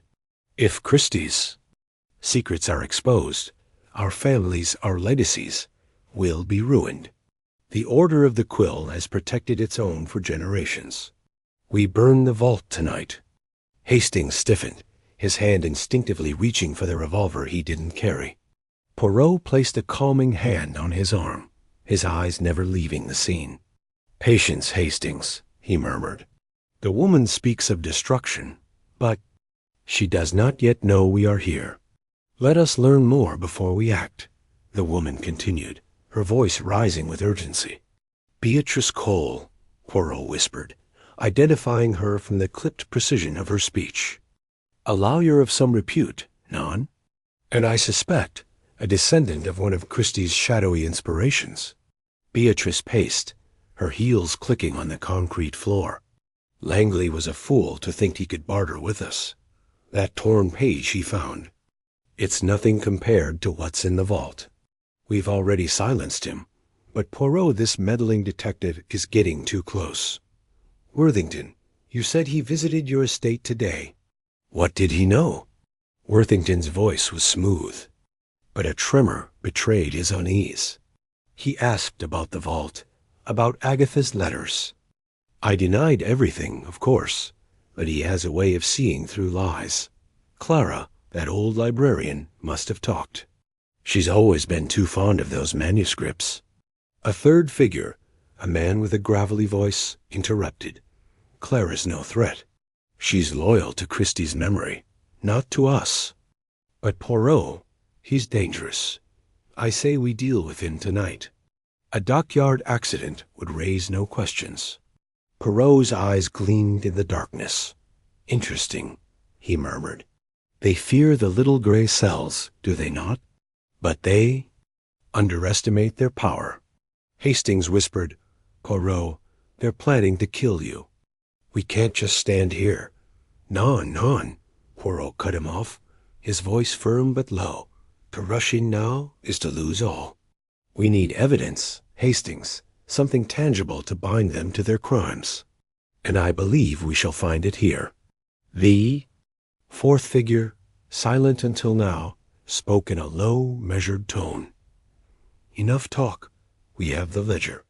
It lists every member of the Order, past and present. If we destroy it and the vault, no one will trace us. The gala at Greenway Manor is our chance." Everyone will be distracted, and the fire will look like an accident. Poirot's fingers tightened around his cane. "The ledger," he whispered. "That is our prize, Hastings. If we secure it, we secure their downfall." The group inside began to move, their voices dropping as they gathered papers and a small metal case from a table. Poirot gestured for Hastings to follow him to a stack of barrels, closer to the door, where they could hear better. As they shifted position, Hastings' foot caught on a loose plank, sending a soft thud echoing through the night. The voices stopped. Beatrice's head snapped toward the door. What was that? She hissed. Worthington drew a small pistol from his coat, his eyes scanning the darkness. "Someone's out there. Check the perimeter." Poirot pulled Hastings down behind barrels, his heart steady despite the danger. "Remain calm, mon ami," he whispered. "We are not yet discovered." A heavy-set man, the one with the gravelly voice, stepped outside, a flashlight beam cutting through the fog. Poirot pressed himself against the barrel, his mind racing. The man's boots crunched on the gravel, drawing closer. Hastings' breath hitched, but Poirot's hand on his shoulder kept him still. The man paused, his light sweeping over the crates. "Nothing," he called back, his voice gruff. "Probably a rat." As he turned back, Poirot noticed a glint on the ground, a small, leather-bound book that had slipped from the man's pocket, the ledger. Poirot's eyes narrowed. "Hastings," he whispered, "when they return inside, you must retrieve that book. It is our key." Hastings paled but nodded. The man re-entered the warehouse, and Poirot waited until the door creaked shut before nudging Hastings forward. "Quickly, mon ami. The fog will hide you." Hastings crept forward, his hands trembling as he snatched the ledger and tucked it into his coat. He rejoined Poirot, who was already formulating a plan. "We cannot confront them here," Poirot said. "There are too many, and they are armed. But we have the ledger, and with it we can unravel their secrets." The meeting inside resumed, but the tone had shifted to urgency. Beatrice's voice cut through again. "We move tonight. The gala is tomorrow, and we can't risk Poirot interfering. Worthington, you'll handle the vault. I'll ensure the manuscripts are burned." Poirot's mind worked furiously. The gala at Greenway Manor was a charity event, a glittering affair attended by Devon's elite.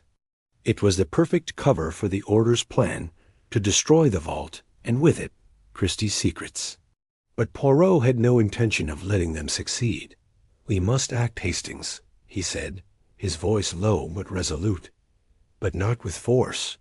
We shall use their own fear against them. Come." They slipped back through the dockyard, the ledger safely in Hastings' coat. Poirot's plan was forming, a delicate web of deception and revelation.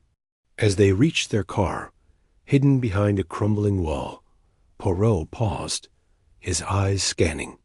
"The fog. They believe they hold all the cards," he said, "but they do not know Hercule Poirot." The drive back to their lodging was tense, the ledger burning a metaphorical hole in Hastings' pocket. "What do we do with this?"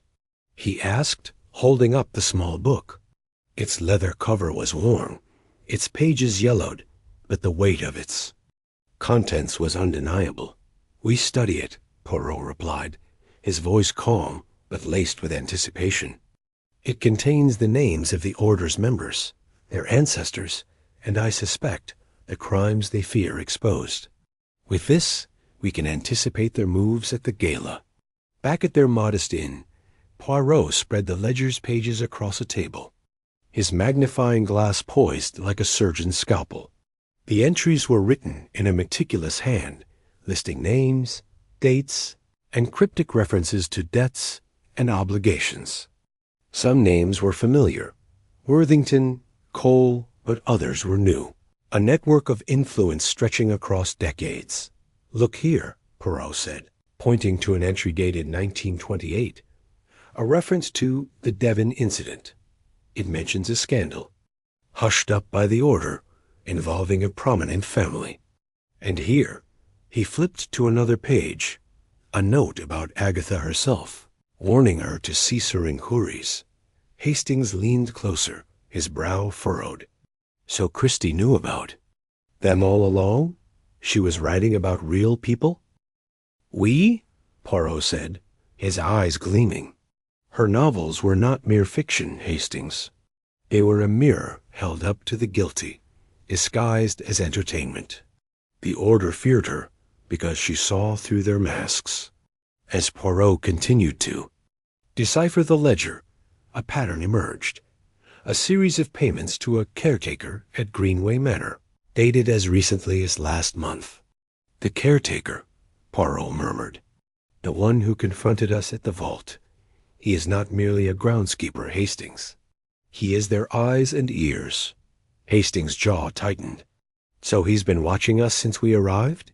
That explains why they knew we were at Worthington's estate. Exactament, Poirot said. But now we turn the tables. At the gala, we shall let them believe they have the upper hand. And then, mon ami, we strike. The next morning, Poirot and Hastings prepared for the gala. Poirot donned his finest evening attire, his mustache waxed to perfection, while Hastings fumbled with his bow tie, muttering about the absurdity of dressing up for a trap.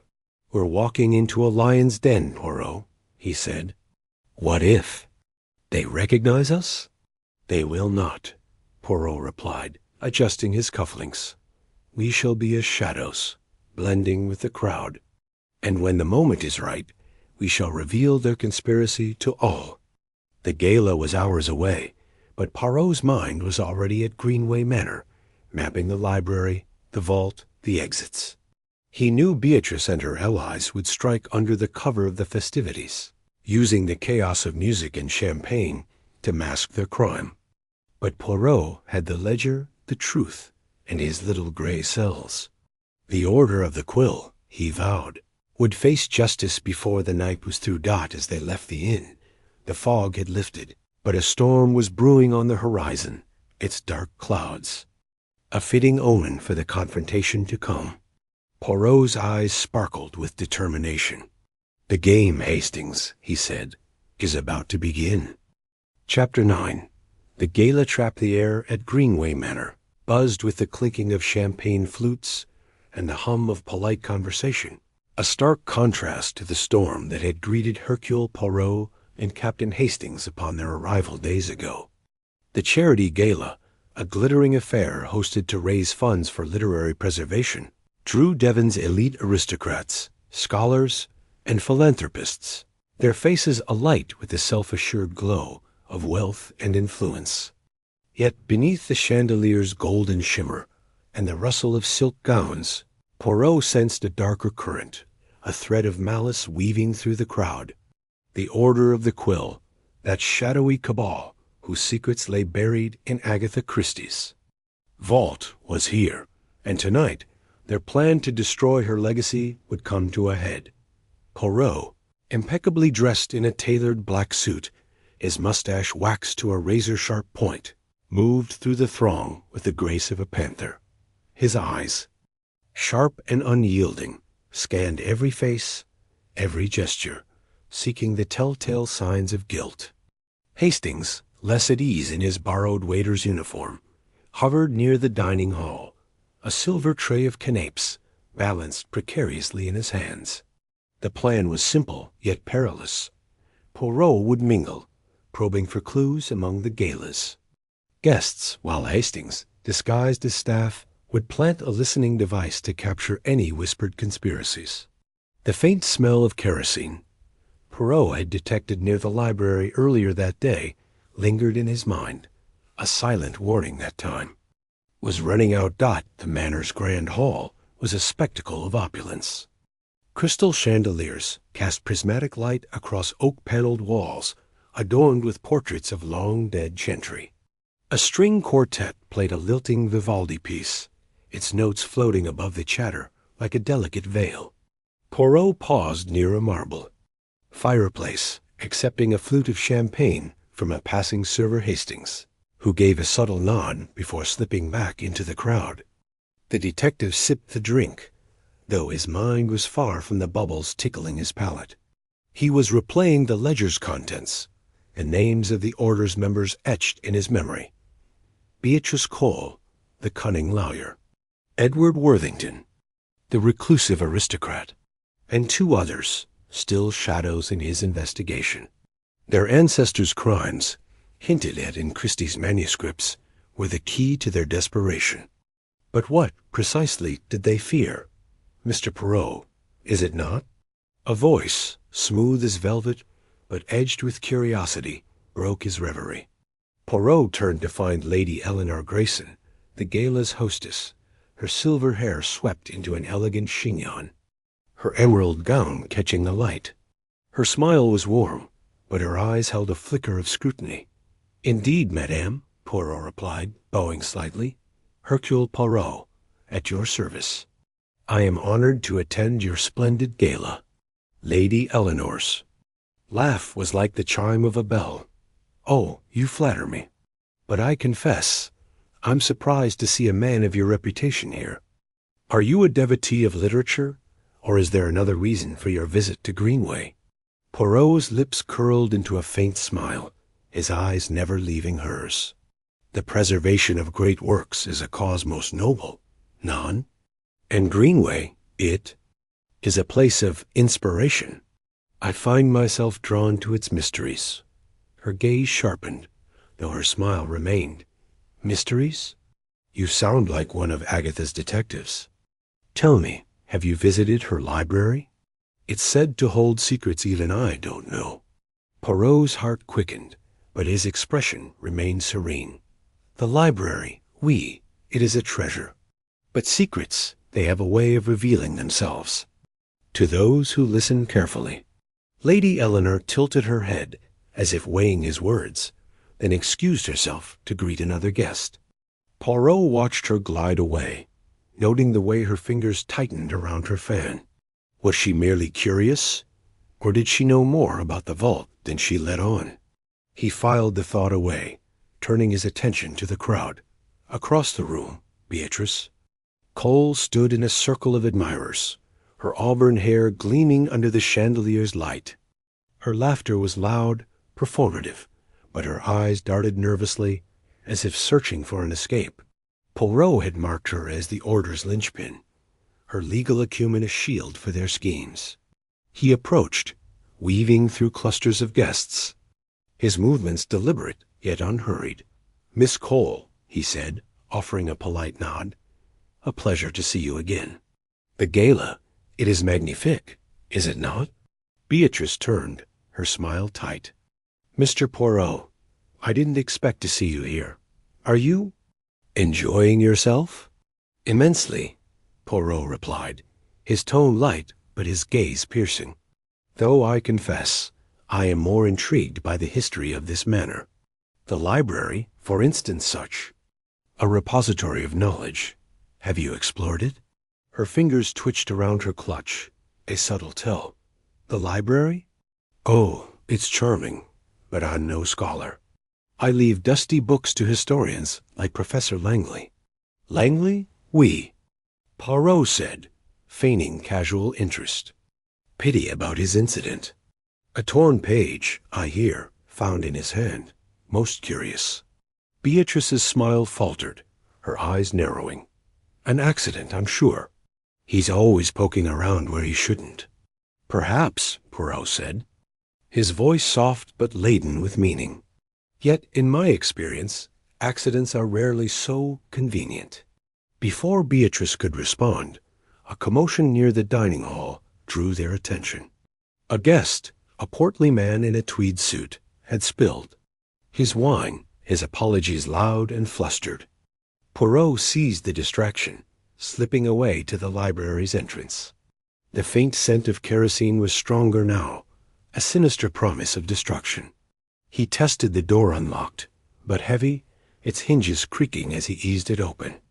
Inside, the library was a haven of shadows, the bookshelves towering like silent sentinels.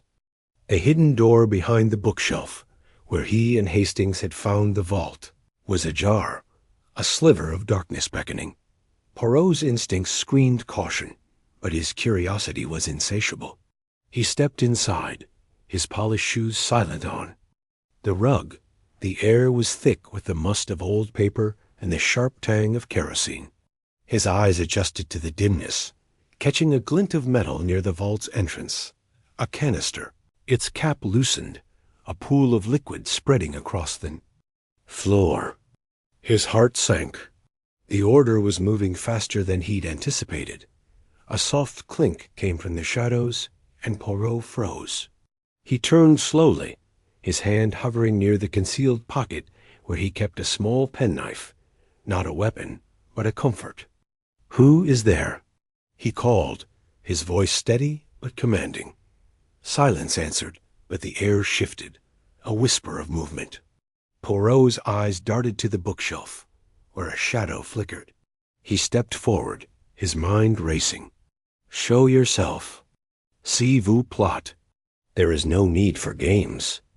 A figure emerged, cloaked in black, their face obscured by a hood. Poirot's pulse quickened, but he kept his composure. "You are bold to linger, mon ami. But boldness without purpose is folly. What do you seek?" The figure hesitated, then spoke, their voice low and muffled. "You're meddling in things you don't understand, Poirot. Leave the vault alone, or you'll regret it." Poirot's mustache twitched, a sign of his amusement. "Regret? Non, I think it is you who will regret this night. The little gray cells, they are already at work."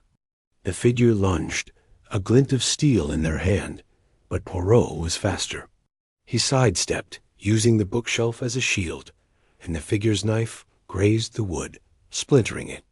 Poirot seized a heavy volume from the shelf Agatha Christie's, Death on the Nile, and hurled it, striking the figure's wrist. The knife clattered to the floor, and the figure bolted for the hidden door.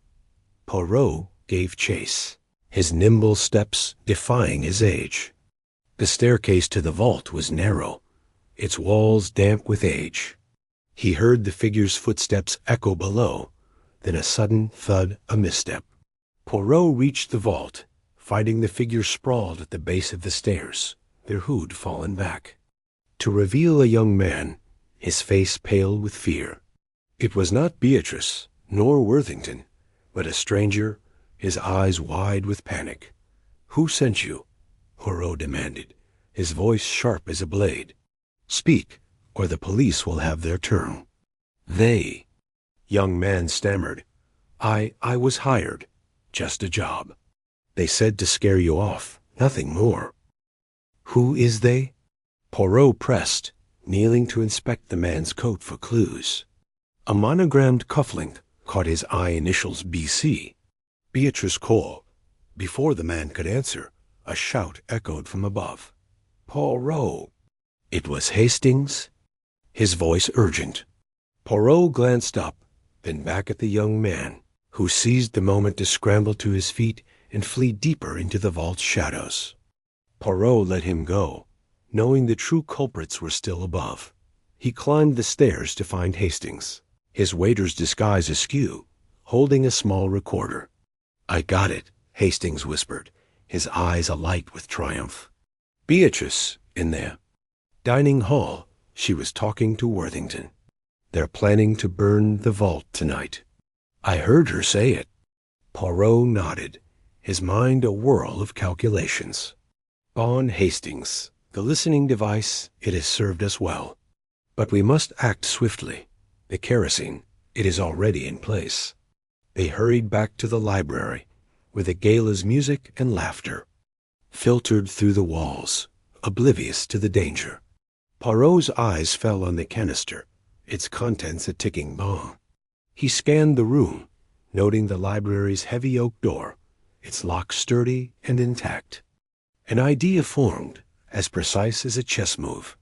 "Hastings," he said, his voice calm but urgent, "fetch the caretaker.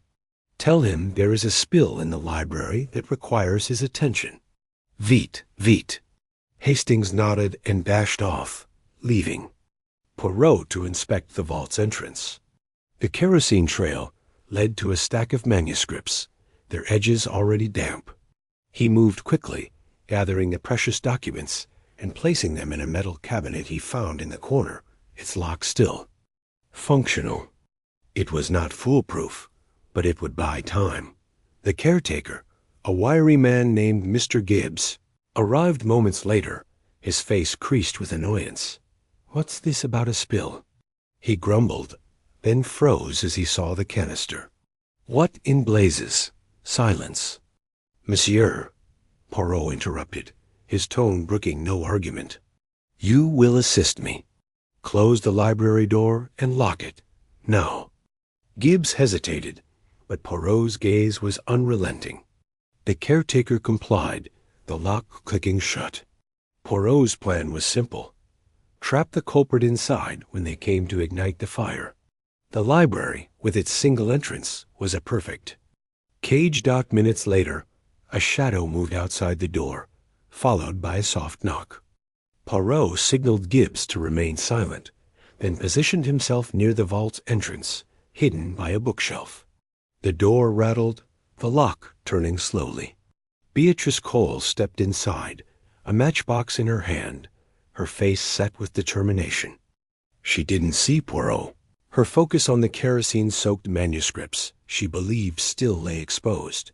"Miss Cole," Poirot said, stepping into the light, his voice like a whip. "You are late for your appointment with justice." Beatrice froze, the matchbox slipping from her fingers. "Poirot," she hissed, her composure cracking. "You can't stop this. The order will protect its own." "Non," Poirot said, his eyes gleaming. "The order ends tonight. And you, mademoiselle, are trapped." She lunged for the door, but Poirot was faster, slamming it shut and turning the key. The lock clicked, sealing her inside. Beatrice pounded on the door, her shouts muffled by the thick wood. Poirot stepped back, his breath steady, his mind all ready. Turning to the next move. "Hastings," he called softly, knowing his friend was near. "The police, they must be informed. And the manuscripts, they are safe for now." As the gala's music swelled beyond the walls, Poirot stood in the shadowed library, the scent of kerosene, a grim reminder of how close they had come to disaster. The trap was set, but the game was far from over. Beatrice's confession, the order's secrets, and the mysterious E.W. still loomed, pieces of a puzzle only Hercule Poirot could solve. Chapter 10. The fiery confrontation. The air in Greenway Manor's library was thick with the scent of old books and the faint, acrid tang of kerosene. Hercule Poirot stood motionless, his keen eyes fixed on the heavy oak door he had just locked, the soft click of the bolt echoing like a gavel in the silent room. Beyond that door, somewhere in the shadowed recesses of the manor, the gala continued laughter and clinking glasses, a stark contrast to the tension coiling within these walls.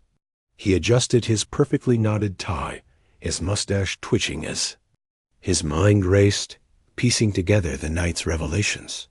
The vault, hidden behind the bookshelf, held secrets that could unravel reputations and rewrite literary history. And now, someone was desperate enough to burn it all to ash. Beside him, Captain Hastings fidgeted, his usually jovial face taut with unease. "Poirot, are you certain about this? Locking the door feels drastic. What if we've miscalculated?" Poirot's gaze didn't waver. "Mon ami, when the little gray cells are certain, there is no room for doubt. The smell of kerosene is no accident. Our culprit is here, and they are cornered. Now we wait." The library was a cavern of knowledge, its towering shelves stuffed with leather-bound tomes, their spines gleaming faintly in the glow of a single chandelier. The hidden door to the vault, now closed, blended seamlessly with the woodwork, but Poirot's sharp eyes had already noted the faint scratches on the floor where it had been opened recently. Someone had been here, someone who knew the manor's secrets and was prepared to destroy them. Soft scrape sounded from the far corner of the room, near the vault's entrance. Poirot's head tilted, his senses sharpening like a hound catching. A scent. Hastings stiffened, his hand instinctively reaching for the service revolver he no longer carried. "Did you hear that?" he whispered. "Oui," Poirot murmured, his voice low and calm. "Stay close, Hastings. The fox is in the trap, but a trapped fox is dangerous." They moved silently, Poirot's polished shoes gliding over the Persian rug as he approached the vault. The kerosene smell grew stronger, stinging his nostrils. A faint flicker of light danced beneath the bookshelf. A match, newly struck, its flame trembling in the grip of a shadowed hand. Poirot's heart quickened, but his expression remained serene, almost amused. He stepped into the pool of light, his silhouette sharp against the shelves. "Madame Beatrice Cole," he said, his voice cutting through the silence like a blade. "It is not polite to start a fire without an invitation." The figure froze, the match's flame casting wild shadows across her face. Beatrice Cole, the cunning lawyer Poirot had overheard plotting at the gala, stood before the vault's entrance, her elegant gown incongruous with the lit match in her hand. Her eyes, sharp and calculating, met Poirot's with a mix of defiance and fear. The match trembled slightly, its flame licking the air, inches from a trail of kerosene that snaked toward the vault. "Monsieur Poirot," she said, her voice steady despite the tension. "You're meddling in matters you don't understand. Step aside, and no one gets hurt." Poirot's mustache curved in a faint smile. "Hurt? None, madame. It is you who are in danger of destroying a legacy far greater than your own. Put down the match, and let us discuss this like civilized people." Beatrice's lips tightened, her gaze flicking to the vault. "You think you've won, don't you? You have no idea what's at stake. These manuscripts, they're a threat to everything my family has built. Secrets that should stay buried." Hastings, hovering at Poirot's shoulder, couldn't contain himself. "Good Lord, woman, you're talking about burning Agatha Christie's work. Have you no respect for genius?" Beatrice's eyes flashed. "Genius?" She toyed with lives, scribbling her little stories to mock us. "My great-grandfather was one of her inspirations, a man ruined by her pen. The Order of the Quill has protected our legacy for decades. I won't let you unravel it." Poirot raised a hand, silencing Hastings before he could retort. His eyes never left Beatrice's. "Madame, your great-grandfather's sins are not my concern. But the truth is a flame far brighter than the one you hold. Tell me, why risk everything for this? What is in that vault that terrifies you so?" The match wavered, its flame dipping as Beatrice's resolve faltered. For a moment, Poirot thought she might extinguish it, but then her jaw set, and she took a step closer to the kerosene trail. "You want the truth? The vault holds proof letters, diaries, a ledger that ties my family to crimes Christie fictionalized. If those manuscripts are published, my name, my firm, my entire life collapses. I won't let that happen." Poirot's mind raced, cataloging every detail, the tremor in her voice, the way her free hand clutched the folds of her gown, the faint sheen of sweat on her brow. She was desperate, but not reckless. A lawyer like Beatrice Cole would have a plan, a fallback. He needed to keep her talking, to unravel her motives before the flame met the fuel. "Madame," he said, his tone softening, almost paternal, "you speak of legacy, but what is a legacy built on lies? Christie's genius was not in mocking, but in revealing the human heart, its flaws, its secrets. If you burn her work, you burn the mirror that shows us who we are. Is that what you want?" Beatrice's eyes glistened, a flicker of doubt crossing her face. "You don't understand," she whispered. "It's not just me. The Order. They'll..." kill to keep this quiet. I'm doing what I must to survive." "Then let us help you," Poirot said, taking a careful step forward. "Extinguish the match, and we will find a way to protect you. The police can be discreet, and I, Hercule Poirot, give you my word." For a heartbeat, it seemed she might comply. Her shoulders sagged, and the match dipped lower, its flame guttering. But then a noise sharp, metallic, came from the vaults. Entrance. The bookshelf shuddered, and a figure burst into the room. The manor's caretaker, Mr. Grayson, his face pale and his hands trembling as he clutched a crowbar. "Beatrice, stop!" Grayson shouted, his voice cracking. "They know. They've been listening." Poirot's eyes narrowed. The listening device Hastings had planted in the dining hall. It had done its job, but too well. Grayson's panic suggested he was more than a bystander. Poirot's mind flashed to the caretaker's earlier evasions, his nervous glances during their first encounter at the manor. A bribe, perhaps? Or something deeper? "Mr. Grayson," Poirot said, his voice calm but edged with steel, "you choose a most inopportune moment to join us. Explain yourself." Grayson's eyes darted between Poirot and Beatrice, the crowbar, shaking in his grip. I didn't want this. They paid me to keep quiet, to let them into the vault. But I didn't know they'd try to burn it." Beatrice whirled on him, her composure fracturing. "You idiot! You led them here. You've ruined everything." The match flared as her hand jerked, and a spark fell, igniting the edge of the kerosene trail. A thin line of flame raced toward the vault, its glow casting eerie shadows on the walls. Hastings lunged forward, shouting, "Poirot, the vault!" But Poirot was already moving, his agility belying his fastidious appearance. He seized a heavy velvet curtain from a nearby window, ripping it free and throwing it over the flame. The fire hissed and sputtered, smothered beneath the fabric, but not before a tendril of smoke curled toward the ceiling. Poirot's heart pounded, but his face remained a mask of calm. "Madame," he said, turning back to Beatrice, "that was unwise. Now put down the match before you destroy more than you intend." Beatrice's face contorted with fury and fear. "You can't stop this, Poirot. The order is bigger than you, bigger than me. They'll come for you next." "Then let them come," Poirot said, his voice steady as granite. "But you, madame, have a choice. Help me save the vault, and I will ensure your story is heard. Fight me, and you will face justice alone." The match trembled in her hand, its flame now a mere flicker. Poirot stepped closer, his eyes locked on hers, his presence commanding yet compassionate. "You are not your great-grandfather, Beatrice. You are not bound by his sins.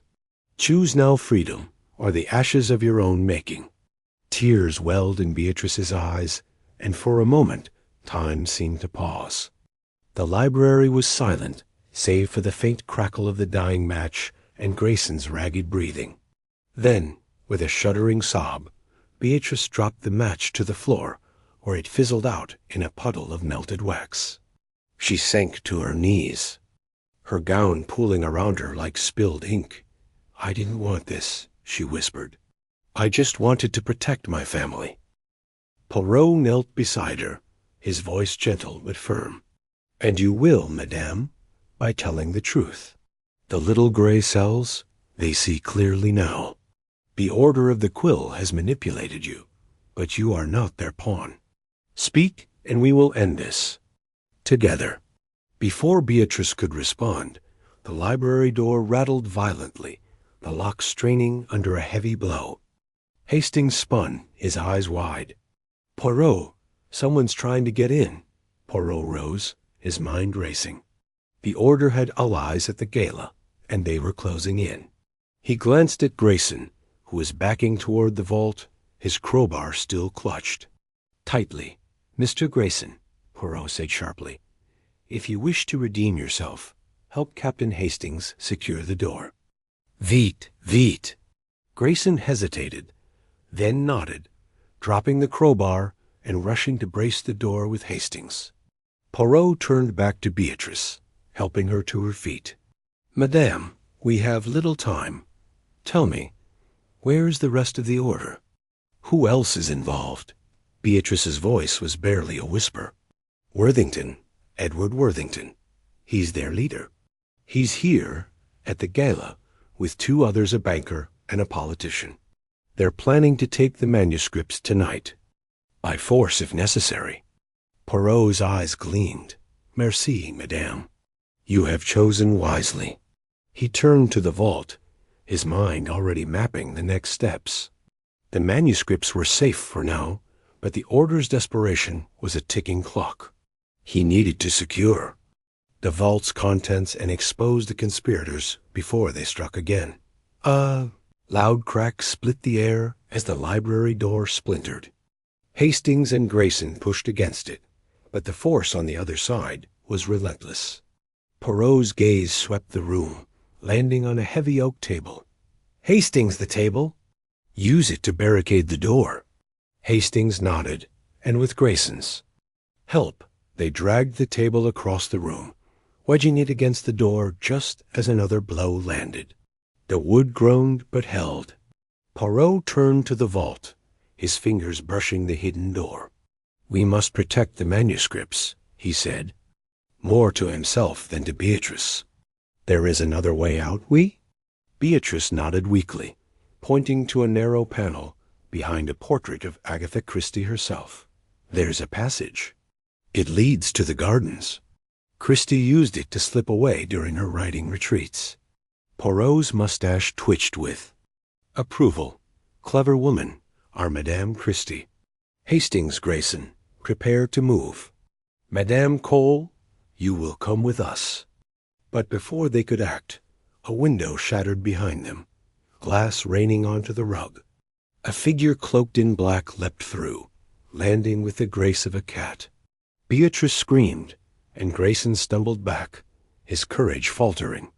The intruders' face was obscured by a scarf, but their eyes burned with intent. In their hand gleamed a knife, its blade catching the chandelier's light. Poirot stepped forward, undaunted. "Monsieur, or perhaps Madame, you are late to the party. But I, Hercule Poirot, am never unprepared. Drop the knife, and we will talk." The figure hesitated, their gaze flicking to Beatrice, then to the vault. For a moment, it seemed they might comply. But then, with a snarl, they lunged not at Poirot, but at Beatrice. She shrieked, stumbling back, but Poirot was faster. He seized a heavy brass bookend from a shelf and hurled it with surprising force, striking the intruder's wrist. The knife clattered to the floor, and the figure cursed, clutching their hand. "Hastings now!" Poirot barked. Hastings tackled. The intruder, pinning them to the ground as Grayson, regaining his nerve, rushed to help. Together, they bound the figure's hands with a curtain tie.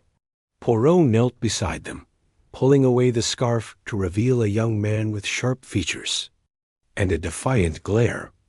"Who sent you?" Poirot demanded, his voice low and commanding. The man spat, saying nothing. Poirot's eyes narrowed, but before he could press further, the library door gave way with a final splintering crash. 3 figures burst in Edward Worthington, flanked by 2 others in formal attire, their faces twisted with fury. "Poirot!" Worthington roared, his aristocratic poise gone. "You've gone too far. Hand over the manuscripts, or this ends badly." Poirot straightened, brushing dust from his lapel as if facing armed conspirators were a minor inconvenience. "Monsieur Worthington, your manners are deplorable. You wish to destroy the work of a genius to hide your family's shame? Non, non, non. The game is over." Worthington's eyes blazed, but Poirot's calm authority held the room. He gestured to Beatrice, who stood trembling but resolute. "Madame Cole has told me everything. The order of the quill is exposed. The police are on their way. tipped off by my good friend Hastings. Surrender now, and perhaps you will find leniency." Worthington's companions exchanged uneasy glances, but he laughed a cold, bitter sound. "You're bluffing, Poirot. The police? They're miles away, and you're trapped. Am I?" Poirot said, his voice laced with amusement. He reached into his pocket, producing the listening device Hastings had planted. "A marvelous invention, Non? It has transmitted every word of your plot to a very interested audience. Even now, the authorities are closing in." Worthington's face paled, but before he could respond, a siren wailed in the distance, growing louder by the second. His companions bolted for the shattered window, but Hastings and Grayson blocked their path, emboldened by Poirot's confidence. Worthington hesitated, then sagged, the fight draining from him. Poirot turned to Beatrice, his expression softening. "Madame, you have done the right thing. The truth will set you free." As the police stormed the manor, Poirot stepped to the vault, his fingers tracing the hidden door. Inside, he knew, was a treasure beyond Price Christie's manuscripts. Her secrets, her legacy. But as he glanced at the shattered window, a chill ran through him. Beatrice's accomplice had escaped, slipping into the night like a shadow. The chapter closed with Poirot standing in the library, the vault secure, the order's plot foiled for now. But the little gray cells whispered a warning. The game was not yet over. Somewhere, in the darkness beyond Greenway Manor, a new move was being planned, and Poirot, ever vigilant, would be ready.